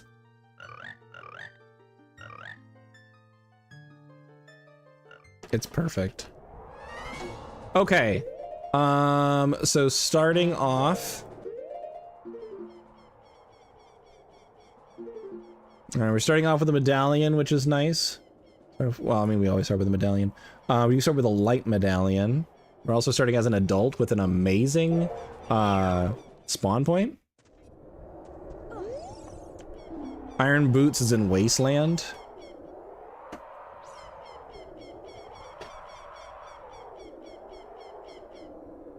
Okay. Farm Girl sings Deku Stick capacity. That's actually kind of cool.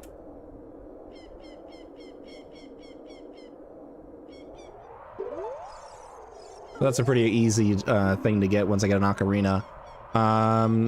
Music in the Test of Radiance.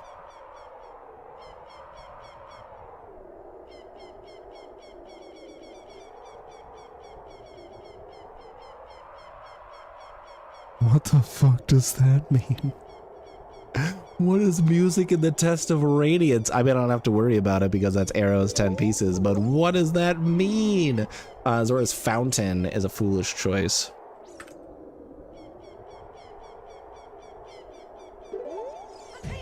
Hundred Sculpture, the Way of the Hero. I have disabled that possibility, but I love the energy.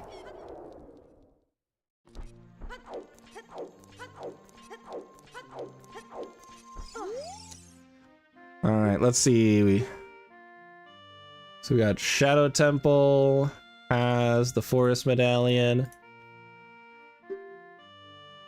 Fire is Fire. How original.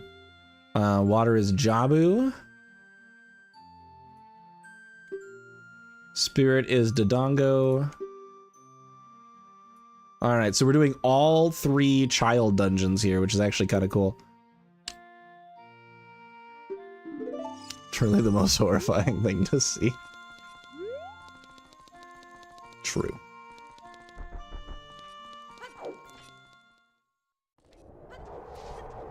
All right, so we've got all dungeon entrances randomized here. I also include Ganon's Castle in that nonsense, so let's go check Ganon's Castle as well as the Skulltula that's over here. It looks like the free item we started with was a piece of heart, which is wild. I'm so glad to start with a single piece of heart. How cool and also neat. Okay, my fish, I watched the bat die. You did.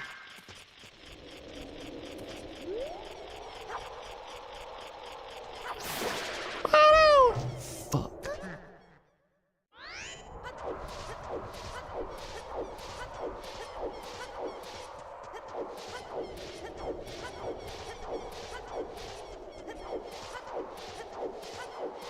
Dude, I'm so glad we won. I would have been heartbroken if we died to Cynthia.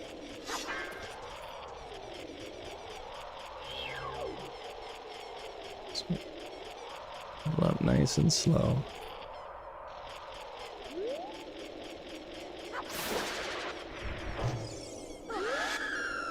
Okay, that's huge.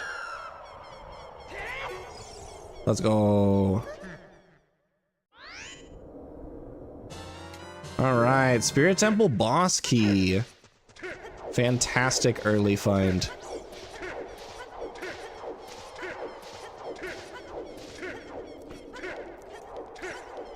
Yeah, I don't know if I would have had it in me to try again. I probably would have done like a rando or something and then come back. Okay, so Ganon's castle is shocker. Ganon's castle. Posting story of Undertale in the Discord. You said you were gonna do that? Oh no. Oh crap.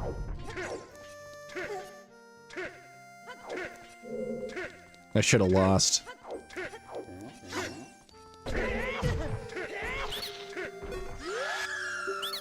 Alright, what do we got? $5.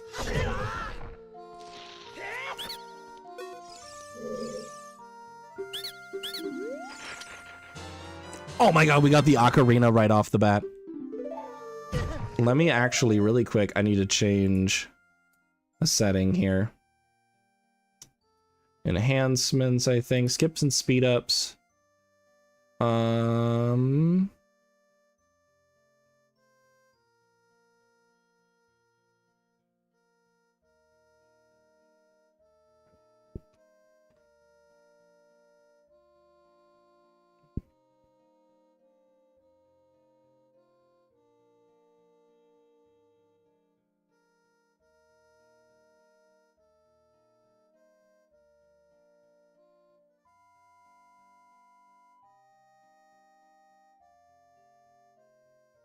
I was looking for...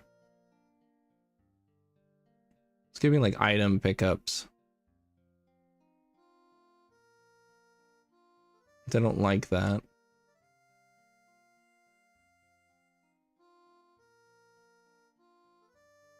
Skip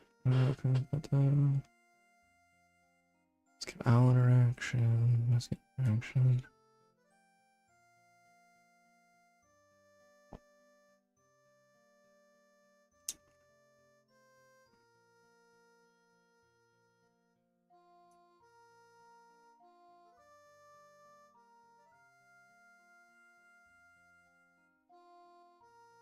Ah, there we go. Oh no, it's disabled already. Okay, so then that's why I got the cutscene for the 5 rupees. Okay, cool, but never mind, I'm fine.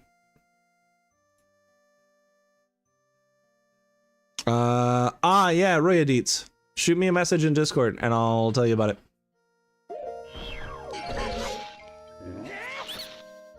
Because I have many to provide.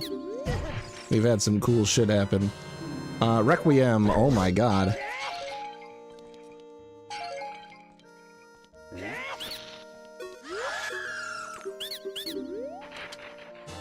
And a slingshot? Whoa! Absolutely insane start. So we've got an ocarina, a song to use it with.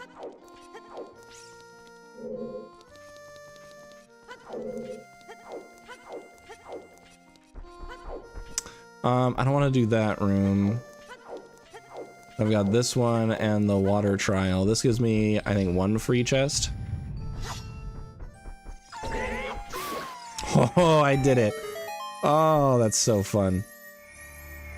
All right, this will probably be something useless because it's a small chest. Yeah, it's the ocarina upgrade. We had both ocarina. Hold on, that means both ocarinas were in the same place, both available right from the start. Absolute insanity.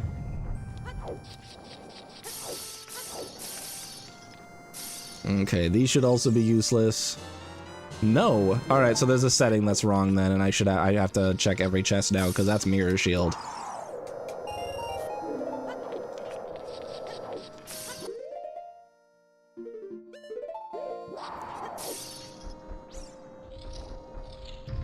All right, so we're cooking basically. I am gonna go up through Ganon's tower to get the chest that's up there. Especially since I have access to a shield and I can do power crouch stabbing. But Ganon's castle, loaded.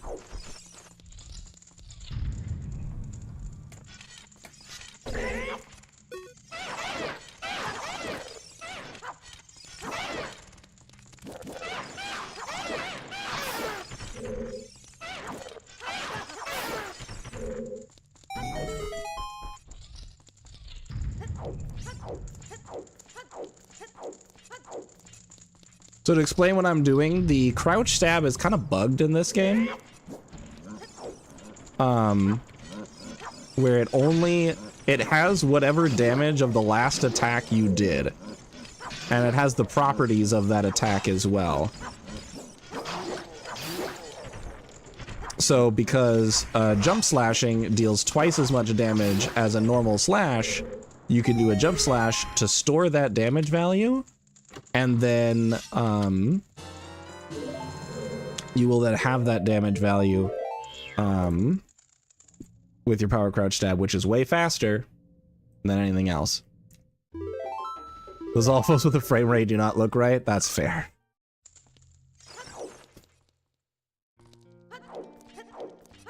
It's the Cinnabar Coast of attacks. That is an incredible reference. You are 100% correct.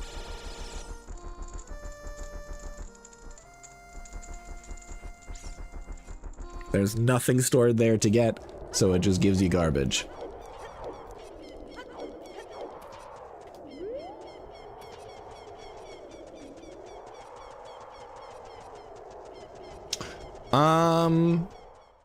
That unfortunately is not possible. Since you can't wield the Bigoron sword, you would have to do the damage with the Bigoron sword and then switch to the Kokiri sword and then crouch stab with the Kokiri sword, and that's not an available option. This game is great. Sorry to disappoint you, Lancer.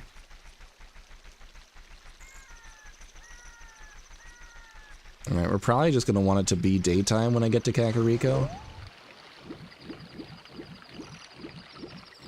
Which is gonna happen because I flipped. Deku Stick is as strong as a Master Sword. You are correct about that. So you can get Deku Stick crouch stabs or jump slash stored into your Kokiri sword. And in fact, that's actually a quick kill strategy for Goma. Child Link can use Megaton Hammer. You are correct. That's with item swapping, or quick swapping as some people call it. It is nighttime. I didn't want to be here at nighttime. I want daytime.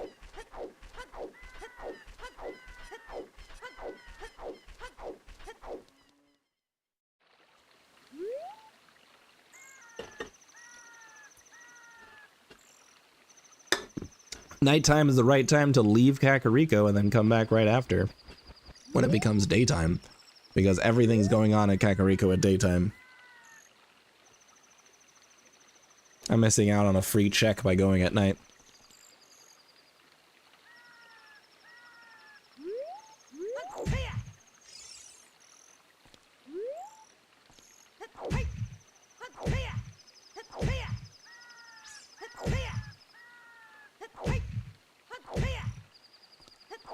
Fun fact, if you roll against the wall and then and then when you bonk, you roll again on the first frame. You do the roll, but you don't actually move forward. It's a fun thing to do there while waiting for it to turn into daytime. It's super whack. This game is wild. I have actually been getting back into learning speedrunning for this game. So that might be something we end up looking at in the future for stream content. But let's check the Skulltulas. We'll see what we got. Okay. 20 Skulltulas was 30 arrows. I don't need that. 40 is Rudo's letter. Oh, God.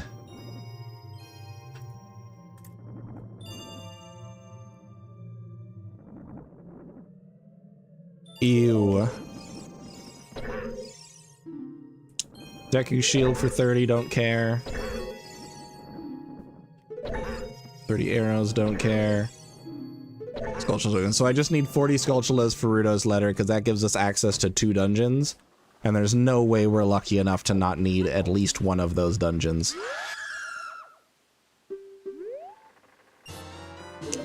We found Greg! There is a single green rupee award in this game, and we just found it, and it's called Greg by the community. Okay, there's one. There's one. 39 more to go.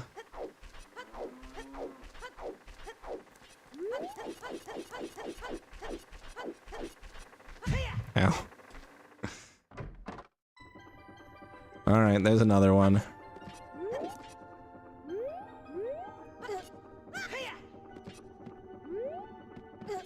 Okay, that went way smoother than I thought it was going to. That was actually really cool.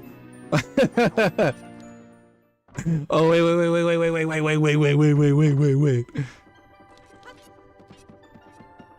All right, teach me the song that pissed you off. Thank you. Thanks for the $5.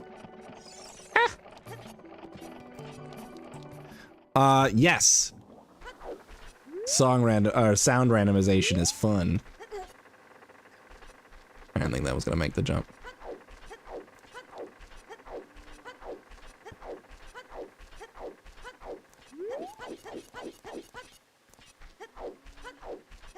Okay, here's another fun thing. So there's that guy up on the blue roof. Normally you would need the hook shot or the long shot to get up to him. However, I am a Giga Chad, and I know how to jump on top of buildings as long as I take more than one try.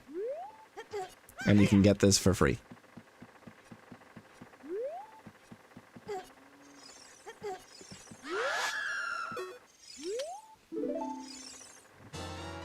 Yay, I got a Deku Nut. Thank you, strange man on a roof. There we go. Cthulhu Saves the World Super Hyper Enhanced Championship Edition Alpha Diamond DX Plus Alpha FES HD Premium Enhanced Game of the Year Collector's Edition without avatars. Fantastic. Monster in the Frozen Cavern guards bombs. Alright.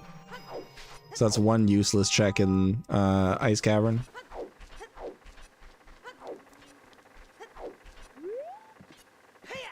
Alright, so now we've got the shops to check, and then I'll head to the graveyard to do the Dampy race. Actually, no, let's do Dampy first, because I'm going to be exiting out on that side anyways to go up Death Mountain for a few free checks. Man, 60 FPS makes the rolls look so slow. Like, they do make you go faster, I promise. Let me actually go in here as well, and I can check to see where the hookshot is. Because this book now tells you where the hookshot is. Deku Tree.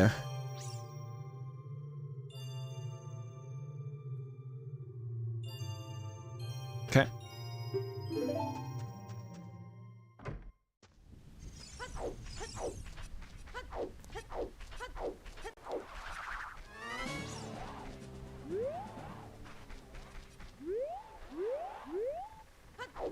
All right, place your bets in the chat now.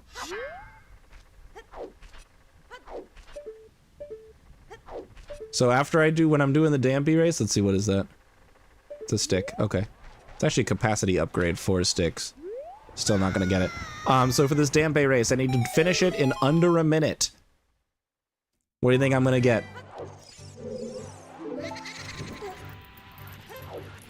A minute 37? Fuck you, Lancer. So mean to me. Ow. Oh, God. Alright, you might not be too far off.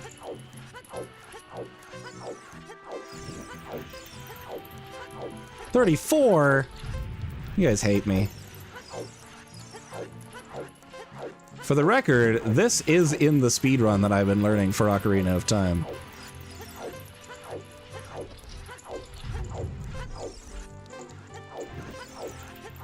Nah, you already locked in 137. Oh, God. Alright, never mind. Maybe that 137 isn't too far off. I don't think I'm gonna actually even get under a minute.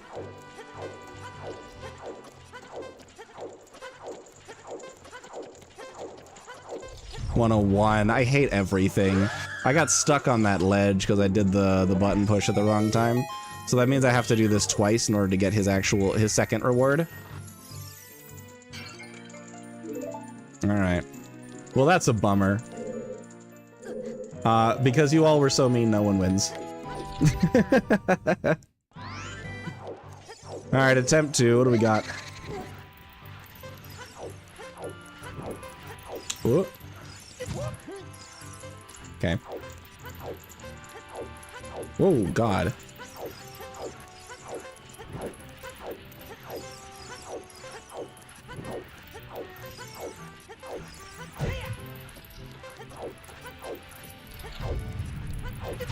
Fuck.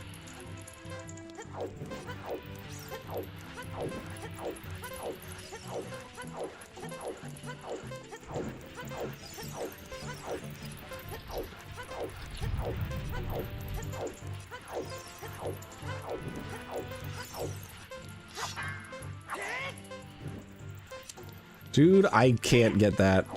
I don't know what's wrong with me. I always used to be able to. At least I didn't struggle on that for 10 seconds.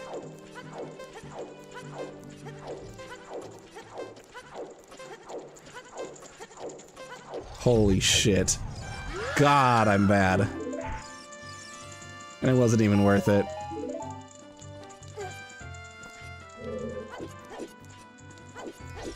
Man, I've been practicing this stuff too. I usually get about 50 seconds. Shut up, Ganondorf. This isn't about you.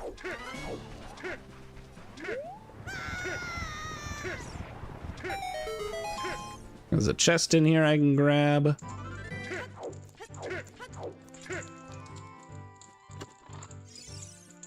What do we got?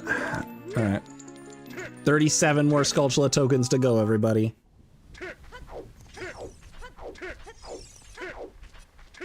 Alright, I'm gonna grab some hearts so I'm not listening to this anymore.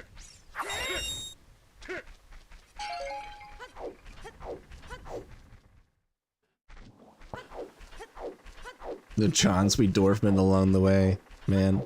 Truer words. Probably spoken.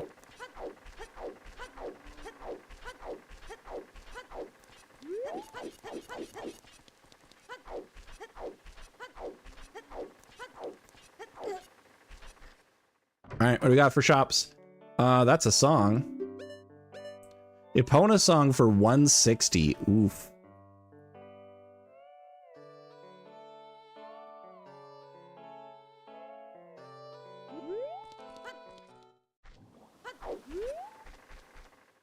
True words were true and such. That's the truth. Fire Temple boss key for 105. 105. Adult Bazaar. Water Temple key ring is 90 bucks. I don't need that right now.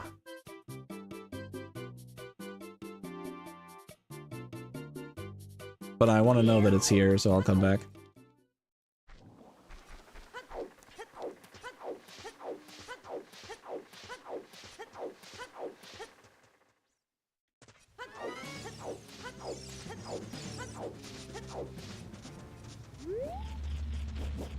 Alright, so now we can go check out what Dodongo's Cavern is.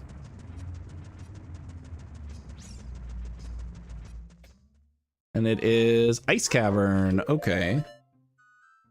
Let's see. Ganon's Castle is Ganon's Castle. DC is Ice Cavern. I'm not going to be able to do a lot here, and honestly, I don't even think it's worth it to come in because I don't have hookshot. Yeah, Dodongo's Ice Cavern, true. Turns out the volcano has frozen over. Volvagia just gave the Gorons the cold shoulder. If you're really cool, you can fall off this ledge in a way that clips you inbounds there.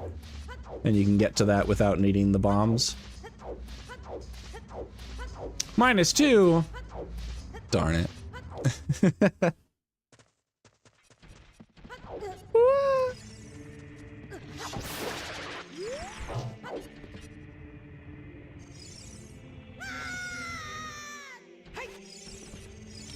Survey says. Alright. Seed pouch upgrade. I don't have strength or anything else that can hit the little Goron dude, so. See if I can do this. Oh, just barely missed it. Alright, so nothing else I can do here.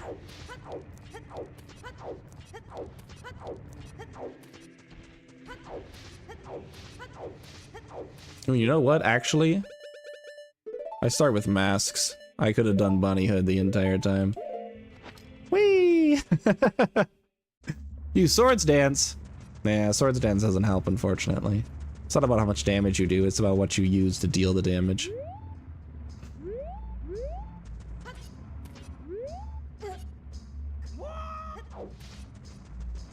That bomb shoes? What the hell is that? That's a bomb shoe bag? That's so cool! That's a custom sprite for Ship of Arcinian.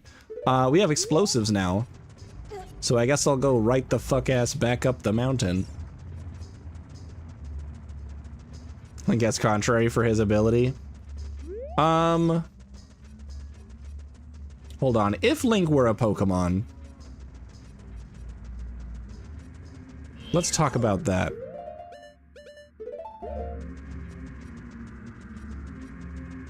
Base of Beast either. I think it'd be part steel.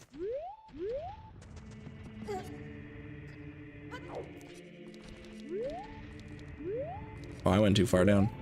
Okay.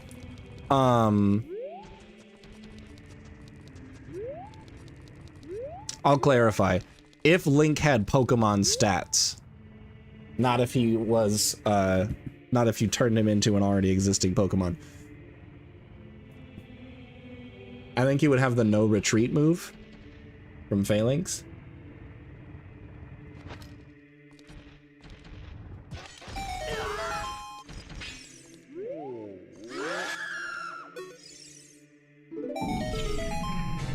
Lens of Truth? My god. I think Leaf Blade he would. I think I agree he would have Leaf Blade. Is that a bow? God damn it. Alright, $220 for a bow.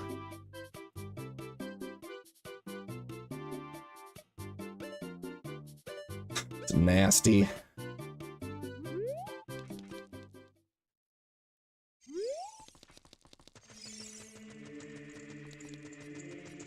With bomb shoes, I can actually get a few chests here. Or a couple chests, not a few.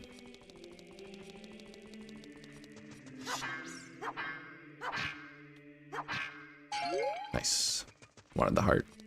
We're gonna want more health when we go into the volcano area anyway.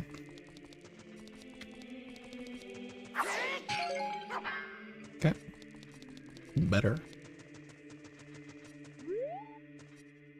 Okay, I don't want to use a bomb shoe to get through those rocks. So we're just gonna kind of Giga Chat our way through, I think. Fucking easy. Let's give this piece of cake.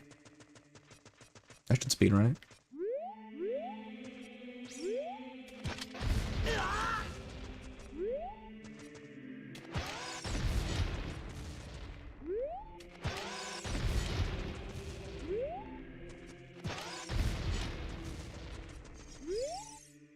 Gold Sculpture found at Lon Lon Ranch. That makes sense.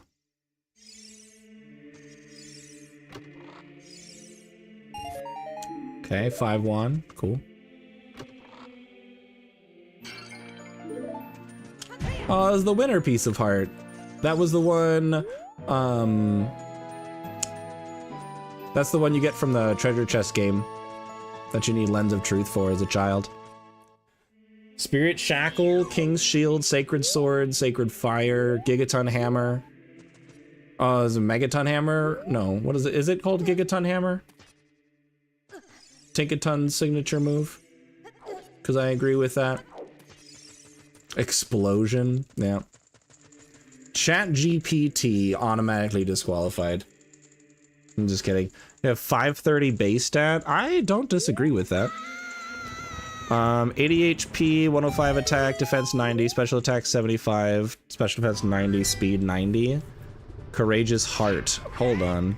Is that a real ability? It's not a real ability. It gives him a... Ooh. Well, first of all, that's not what Guts does. And it's not what Quick Feet does. So ChatGPT is kind of wild.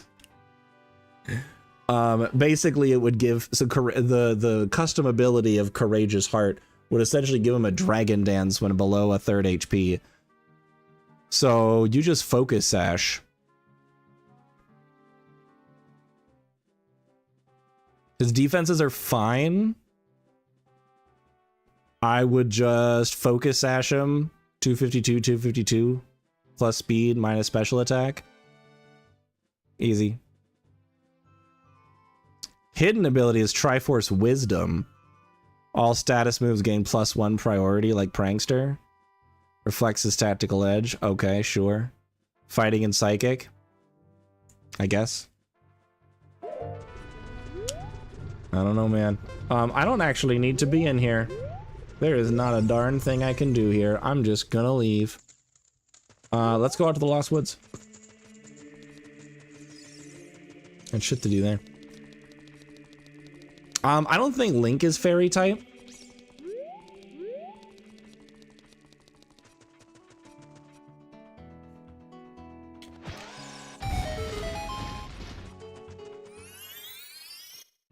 It can definitely do worse. You are correct about that. I have a lot of feelings about generative AI, though. And I hate that I keep seeing it in more and more places.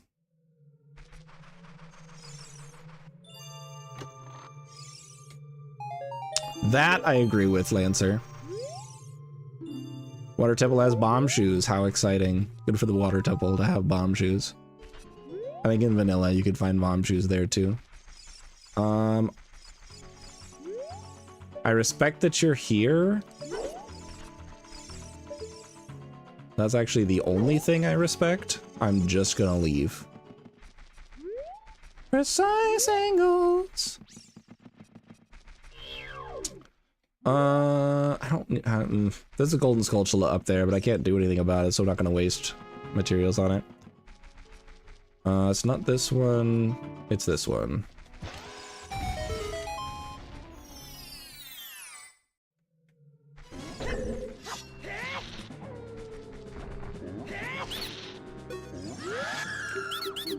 All right, what do we got? Through a membership card.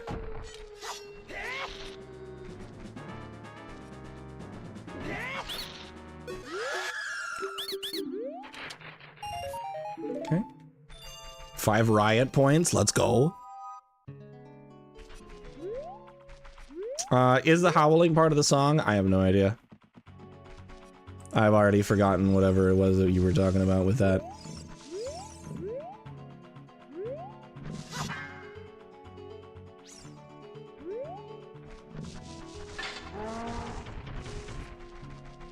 Get fricked. Ah! Alright, I got fricked. I deserved that. You're right, you're right.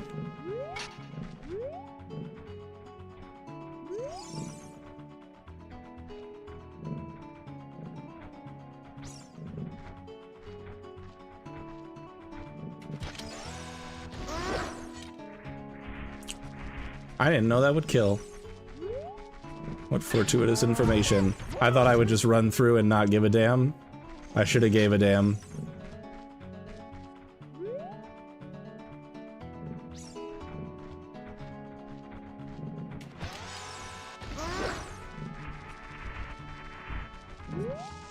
I'll take that heart though, thank you.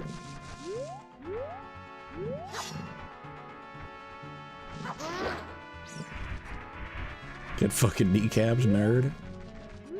Hashtag got them. He's around the corner. Book it. Easy. Easy.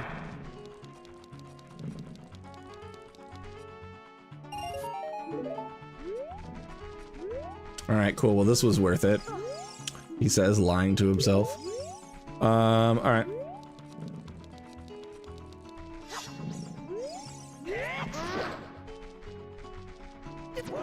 Whoa! You know what? That's fine. I'm okay with that. That's called a speed tech. Because boy, did I have a lot of speed coming out of that. Eye of Truth in the well reveals a piece of heart. Okay. So something in the well gives me a piece of heart. Oh shit. Alright, that's a hint I'm never gonna get. I'm gonna hope that it's not input. Fuck you! Let me out!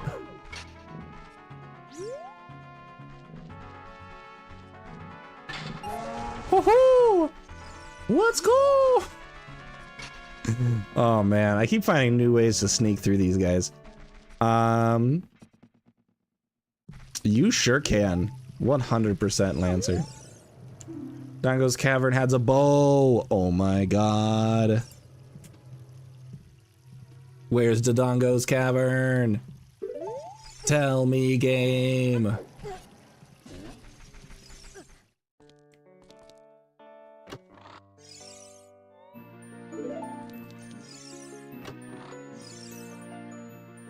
Okay, we're getting some Skulltulas. This game wants me to have Rudo's letter, I guess. I'm fine with that.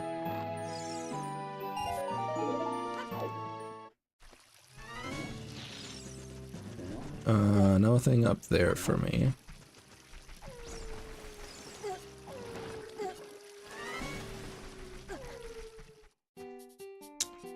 Beans.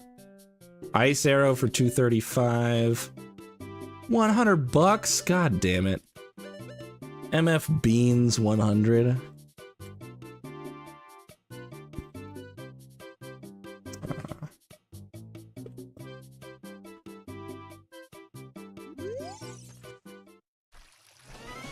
Yeah, let's go check this.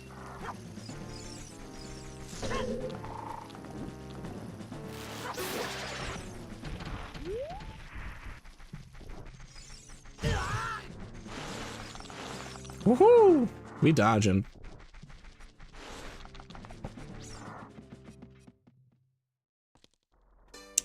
Okay, so Deku is Spirit Temple. I have no business being here, so I'm gonna... Warp out to Desert Colossus. And there's not a whole lot, there's nothing I can do on Colossus. We can find out what this dungeon is. When we come back out, we'll get a song check. That's Jabu, okay. So, Spirit is Jabu. Can't do anything here yet. So we'll get out and get this item check. It's a heart container, how thrilling. Alright.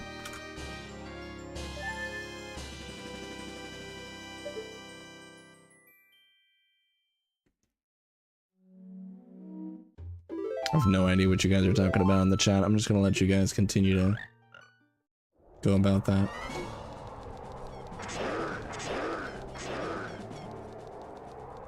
Oh wait, those are Delta Rune characters, huh? I maintain that I have no idea what you're talking about. Anything else as a grown-ass adult with the items that I have? I don't think so. Wait, yep. Bomb this, and then I'll go become a child.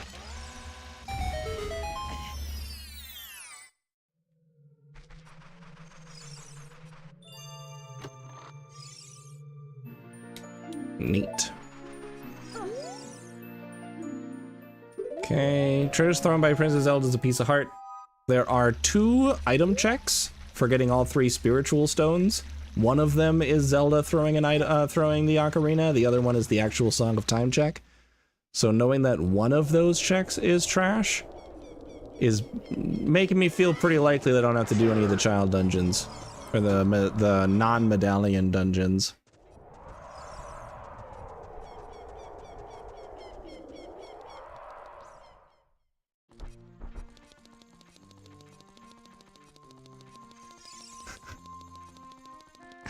Glad you guys are having a good time.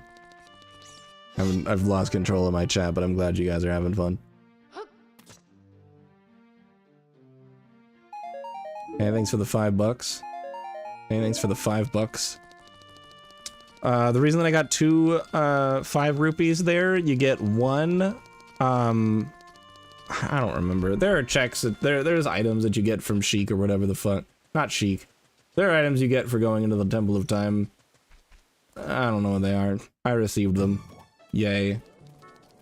Alright, so now we're in Day Market. Let's see what we got. Ooh, strength upgrade. For 100. Why is everything so goddamn expensive?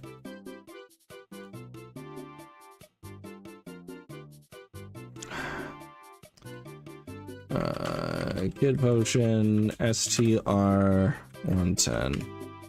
Ugh. So annoying. I better find a wallet, I swear. I swear to Gord. Let's go. Yeah, I've actually got quite a lot of items right now, so I have a lot that I can do, which is pretty great. Alright, let's see if I can get this first try.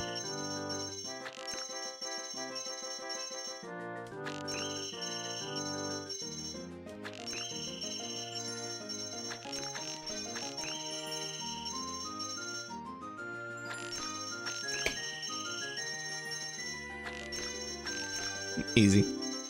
Piece of cake. It's our piece. That was enough for a 5th heart container though, so that's cool. We are doing great.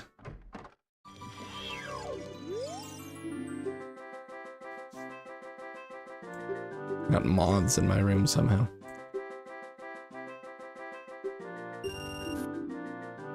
Alright, let's see. Alright, so the first reward is trash.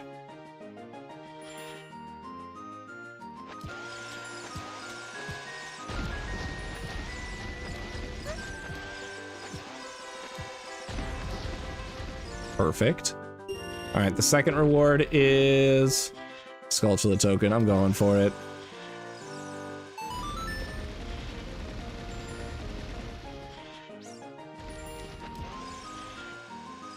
Maybe? Oh my god. He's sick nasty with it.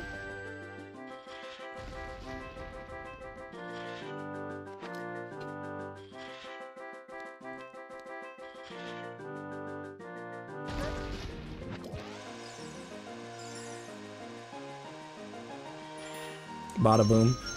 Exploding with a bomb shoe turns you in just the right angle if you're standing near the middle to have it guarantee the shot. What's my opinion on bomb shoe bowling? I think it's cool and fun. I think sometimes it's really annoying, but I think it's cool and fun. I think it's a fun concept. That's everything I need to do here in the market. Well, I can go grab some things out here. Most people, including you, hate it. Valid.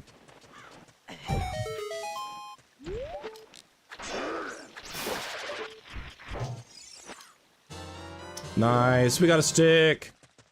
Woo!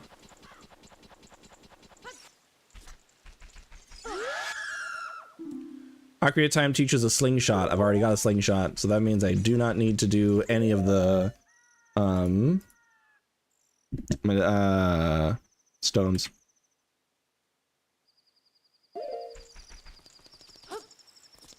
Been way too long on bomb shoe bowling. Valid. Bomb shoe bowling is kind of rough. If you know the strats, it's not as bad. But yeah, if you're just trying to go straight down the middle, It can be really annoying. So I'll give you that. Fire Temple, Way of the Hero. That makes sense. Excuse me. Oh. So there is an item in Fire Temple that is necessary for our success. Nothing else for me to do here, so I'm just gonna get caught. Hello, throw me out, please. Thank you. Also, it is nighttime, so I'm gonna go inside of Market and do the Lens of Truth minigame. I can also get Richard.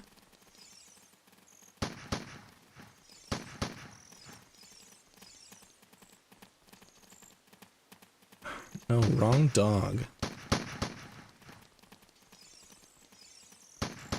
I need that dog to leave me alone.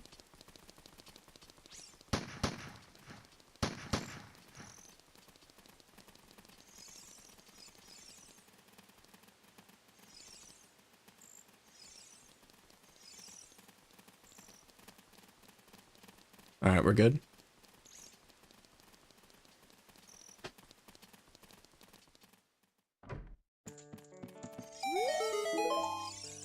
God damn it, Lancer. How could you? Bomb shot?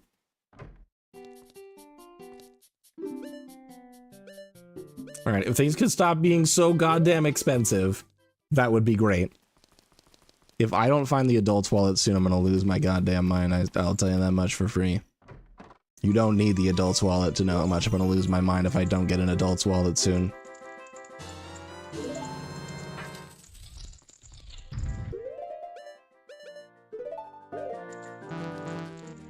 I don't have magic. All right. All right, we're doing this. We're doing this the real way. Bottom. Fuck. All right, we tried. We'll come back with magic.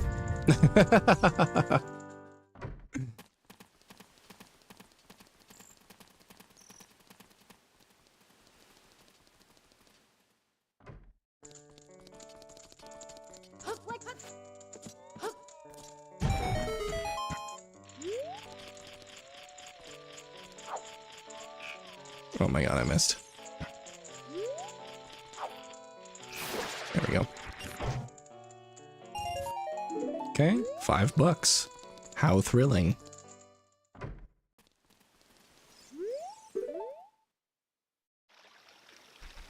Alright, so that guard will let you out at nighttime. That's something added to Ship of Arcanian for the randomizer. Because getting stuck inside of Castletown as a child sucks really bad if it's nighttime.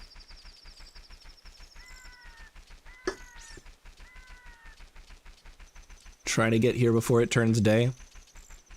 It's actually pretty close to morning, so this is actually ideal for me.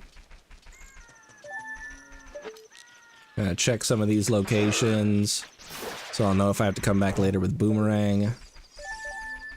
Get all the Skulltulas I do have access to. And then come right back for the other two things I can do here.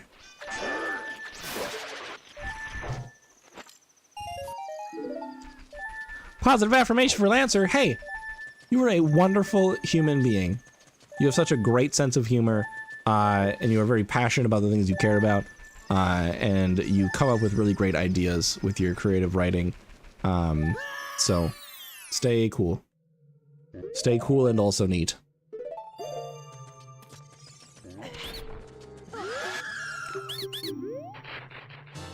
Oh my god, the boomerang.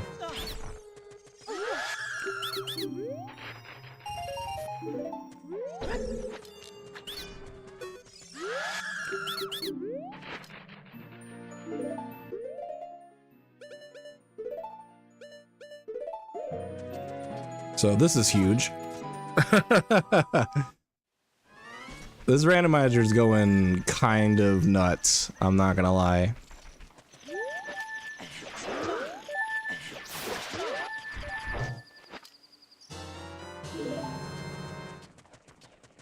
Deserve a better seed. Yeah, I mean, we're gonna see what happens. Getting a lot of stuff really early doesn't necessarily mean that it's gonna come out to be an easy seed in the end. Because getting a lot of things means you have access to a lot of things. If you have access to a lot of things, then you might end up having to go through a lot of trash checks. Oh my god, no. Oh no. Alright, so fun fact of what happened there. The crow hitting me at the exact right time made it to where... This is so annoying. The sounds are awful. So hitting me at the exact right time locked me into a state of throwing the boomerang, so I wasn't actually able to throw it. That's a glitch that's actually used in speedruns in different applications, because the same thing happens if you bonk and then try to use like a hook shot or a boomerang. You kind of get stuck in this weird thing. And in fact, once I get the hook shot, I'm going to try to show you guys a really cool glitch. A great way to get into Shadow Temple if you don't currently have access to it. I'm not going to use it to skip stuff in the randomizer because I don't have a glitchless setting turned on, glitchless logic, but ooh, I can get this Sculptula actually.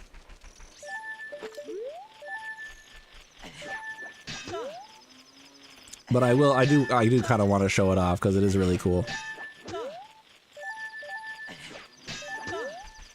Oh my god.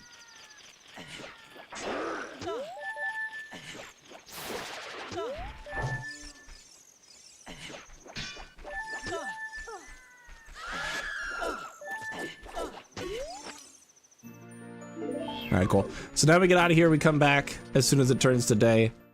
And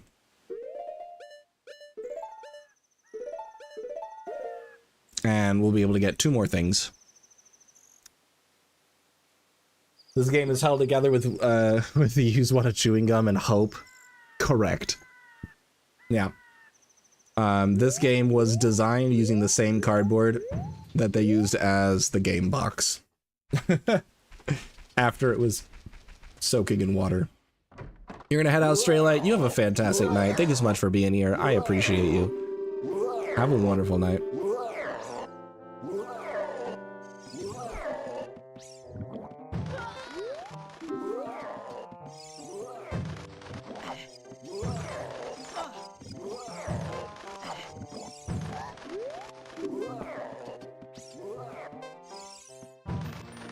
Nice. We found the 3 secret chickens, the super cuckoos. Yeah, this game's gearing me up to get me to Pazora's Fountain for those dungeons for sure. We know that there's no good items in Zora's Fountain, but we do know that those 2 dungeons, at least one of them, is going to be like critical for our success. Alright, we knew that this was going to be a Deku Stick capacity upgrade, but having more Deku Sticks available to me is just really important when you're a child, because I'm probably never going to find the Kokiri sword. That's just how it always works for me.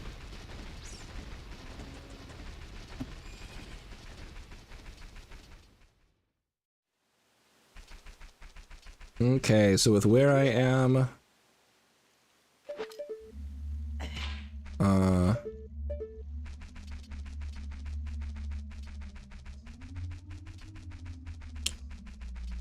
Let's do... Yeah, let's do this stuff. Where's this important? Yeah, I was 100% the kid who collected sticks. I didn't get out of that for a long time. Like, one of my, like, outside goals was finding, like, that really good, like, sword stick. I got really good at it, too. I've got one, actually, that I still have from my childhood. And now I just use it as a walking stick. Kakariko is Way of the Hero. Yeah. That makes sense. There's a lot of good shit in Kakariko, and it's all in the shops. Alright. I want to say that look like a cannon. Amazing. I've got, I used to have, I kind of wish I still had it, if I'm being entirely honest, but I used to have a stick that was, that looked like, the starting sword that Titus gets at the beginning of Final Fantasy X, the one that Auron gives him in Xanarkand. It was super cool and I loved it. Romantics, what?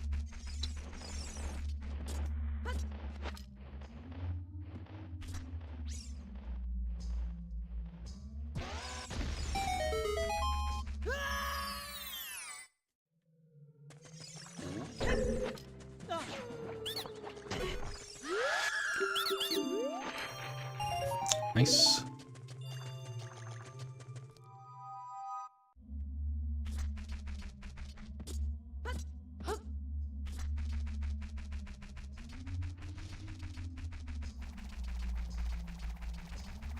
Specifically for hopeless romantics. All right, I do like that idea. Have you seen the Date Everything game? Because it looks hilarious.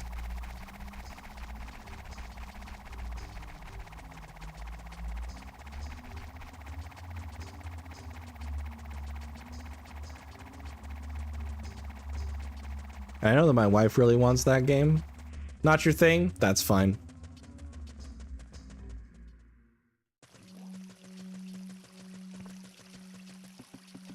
Yeah, I know my wife wants it, and it honestly looks pretty silly. I'll probably get it for her birthday, if she doesn't already have it before now. Never found comedy dating games very funny? That's fair.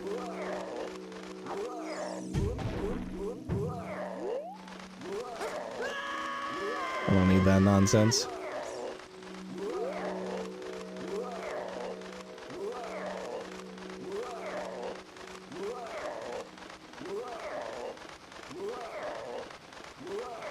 Alright, let's see what's in there. What's in there? It's a rupee.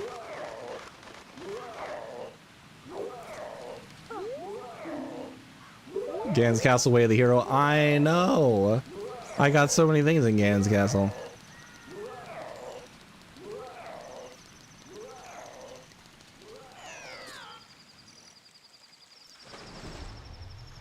I agree that it's something that's kind of hard to pull off, because if you try too hard at it, it just ends up being kind of hokey.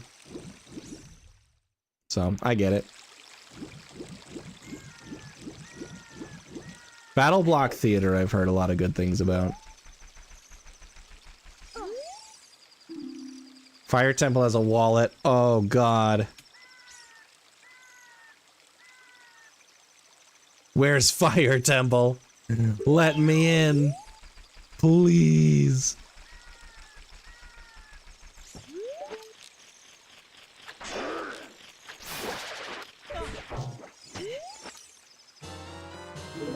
That looked clean as fuck. I love that shit.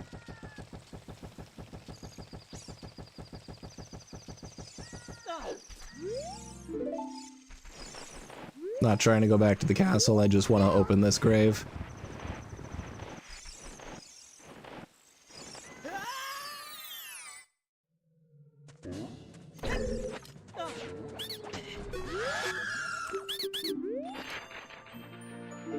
Nice.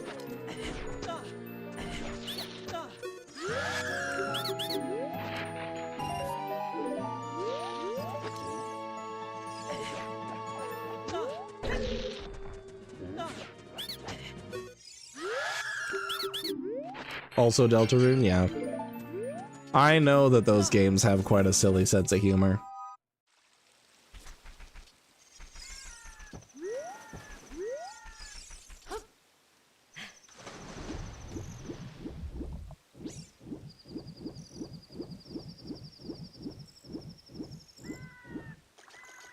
Nope, it's this way.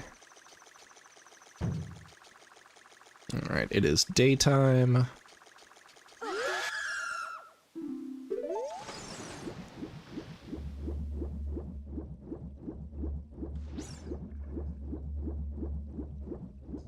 It's fair. That makes sense.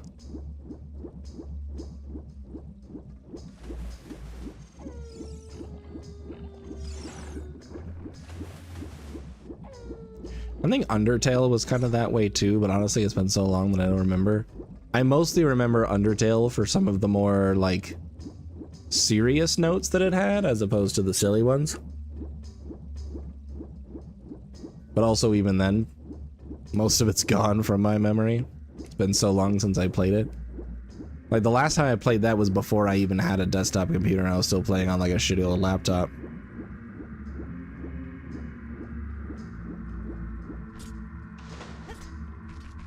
Alright, let's go fishing. My last $20.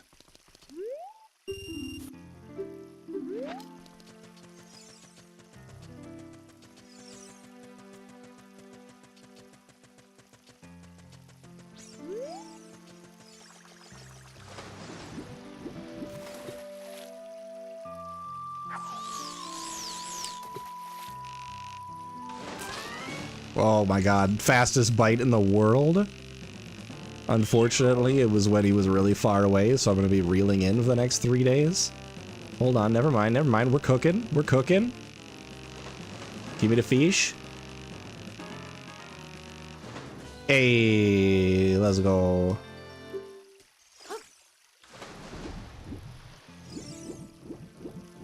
That's probably the fastest fishing I've ever done in my life. Hell yeah. Incredible. That was so worth my last $20 to get a single recovery heart. What an amazing game. Let's go ahead and set Scarecrow song.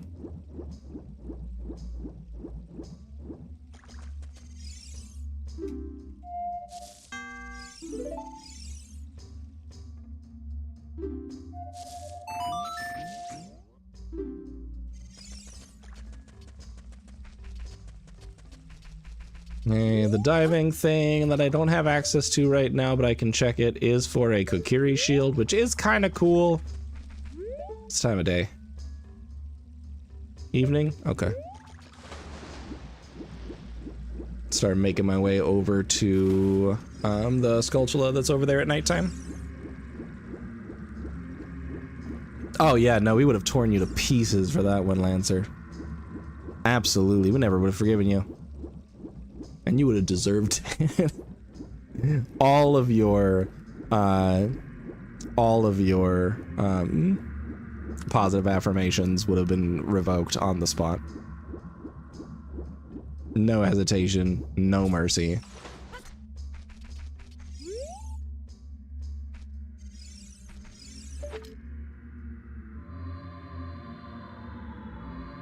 Provide the spider.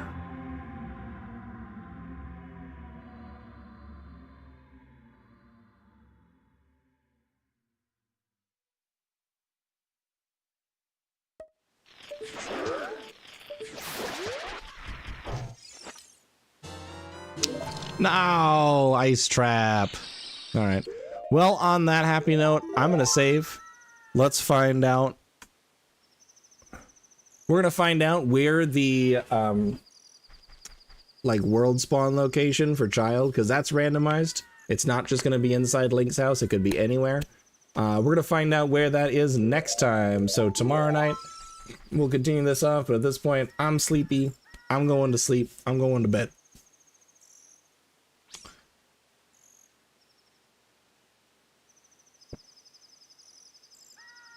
Oh, interesting. I didn't know that. And I don't think I'm ever gonna use that information as long as I live. Let's take a look. Let's see who's live right now. We'll raid over to somebody. We'll call it a night. I'll get some sleep. And tomorrow we'll come back and work on this randomizer some more. Dim. Dim right now is playing a game called Stellar Blade. I've never heard of it, but Dim Frenemies is super cool. If you've never seen Dim Frenemies from any of the times I've rated him in the past, he's a really cool guy. He's got a really fun community. Definitely worth hanging out with. So let's raid over there to Dim. There you go. I hope you have a fantastic night. I will see you guys tomorrow, where we will finish off this randomizer. And then when we do, the next thing that we'll do is we'll jump into Guardians Crusade, which if you aren't familiar, it's an old RPG from like the 90s / early 2000s, like late 90s / early 2000s for the PlayStation 1. And it was something that I loved a lot as a kid. It was a beloved childhood game. So I'm looking forward to jumping back into it and enjoying it just as much as I did when I was younger. Oh, okay, great.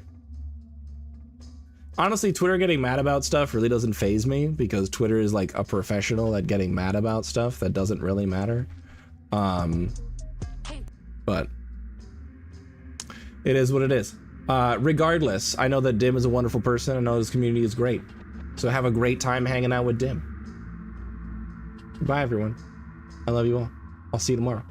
Thanks for being with me for the conclusion of Renegade Platinum. It was a really fun run.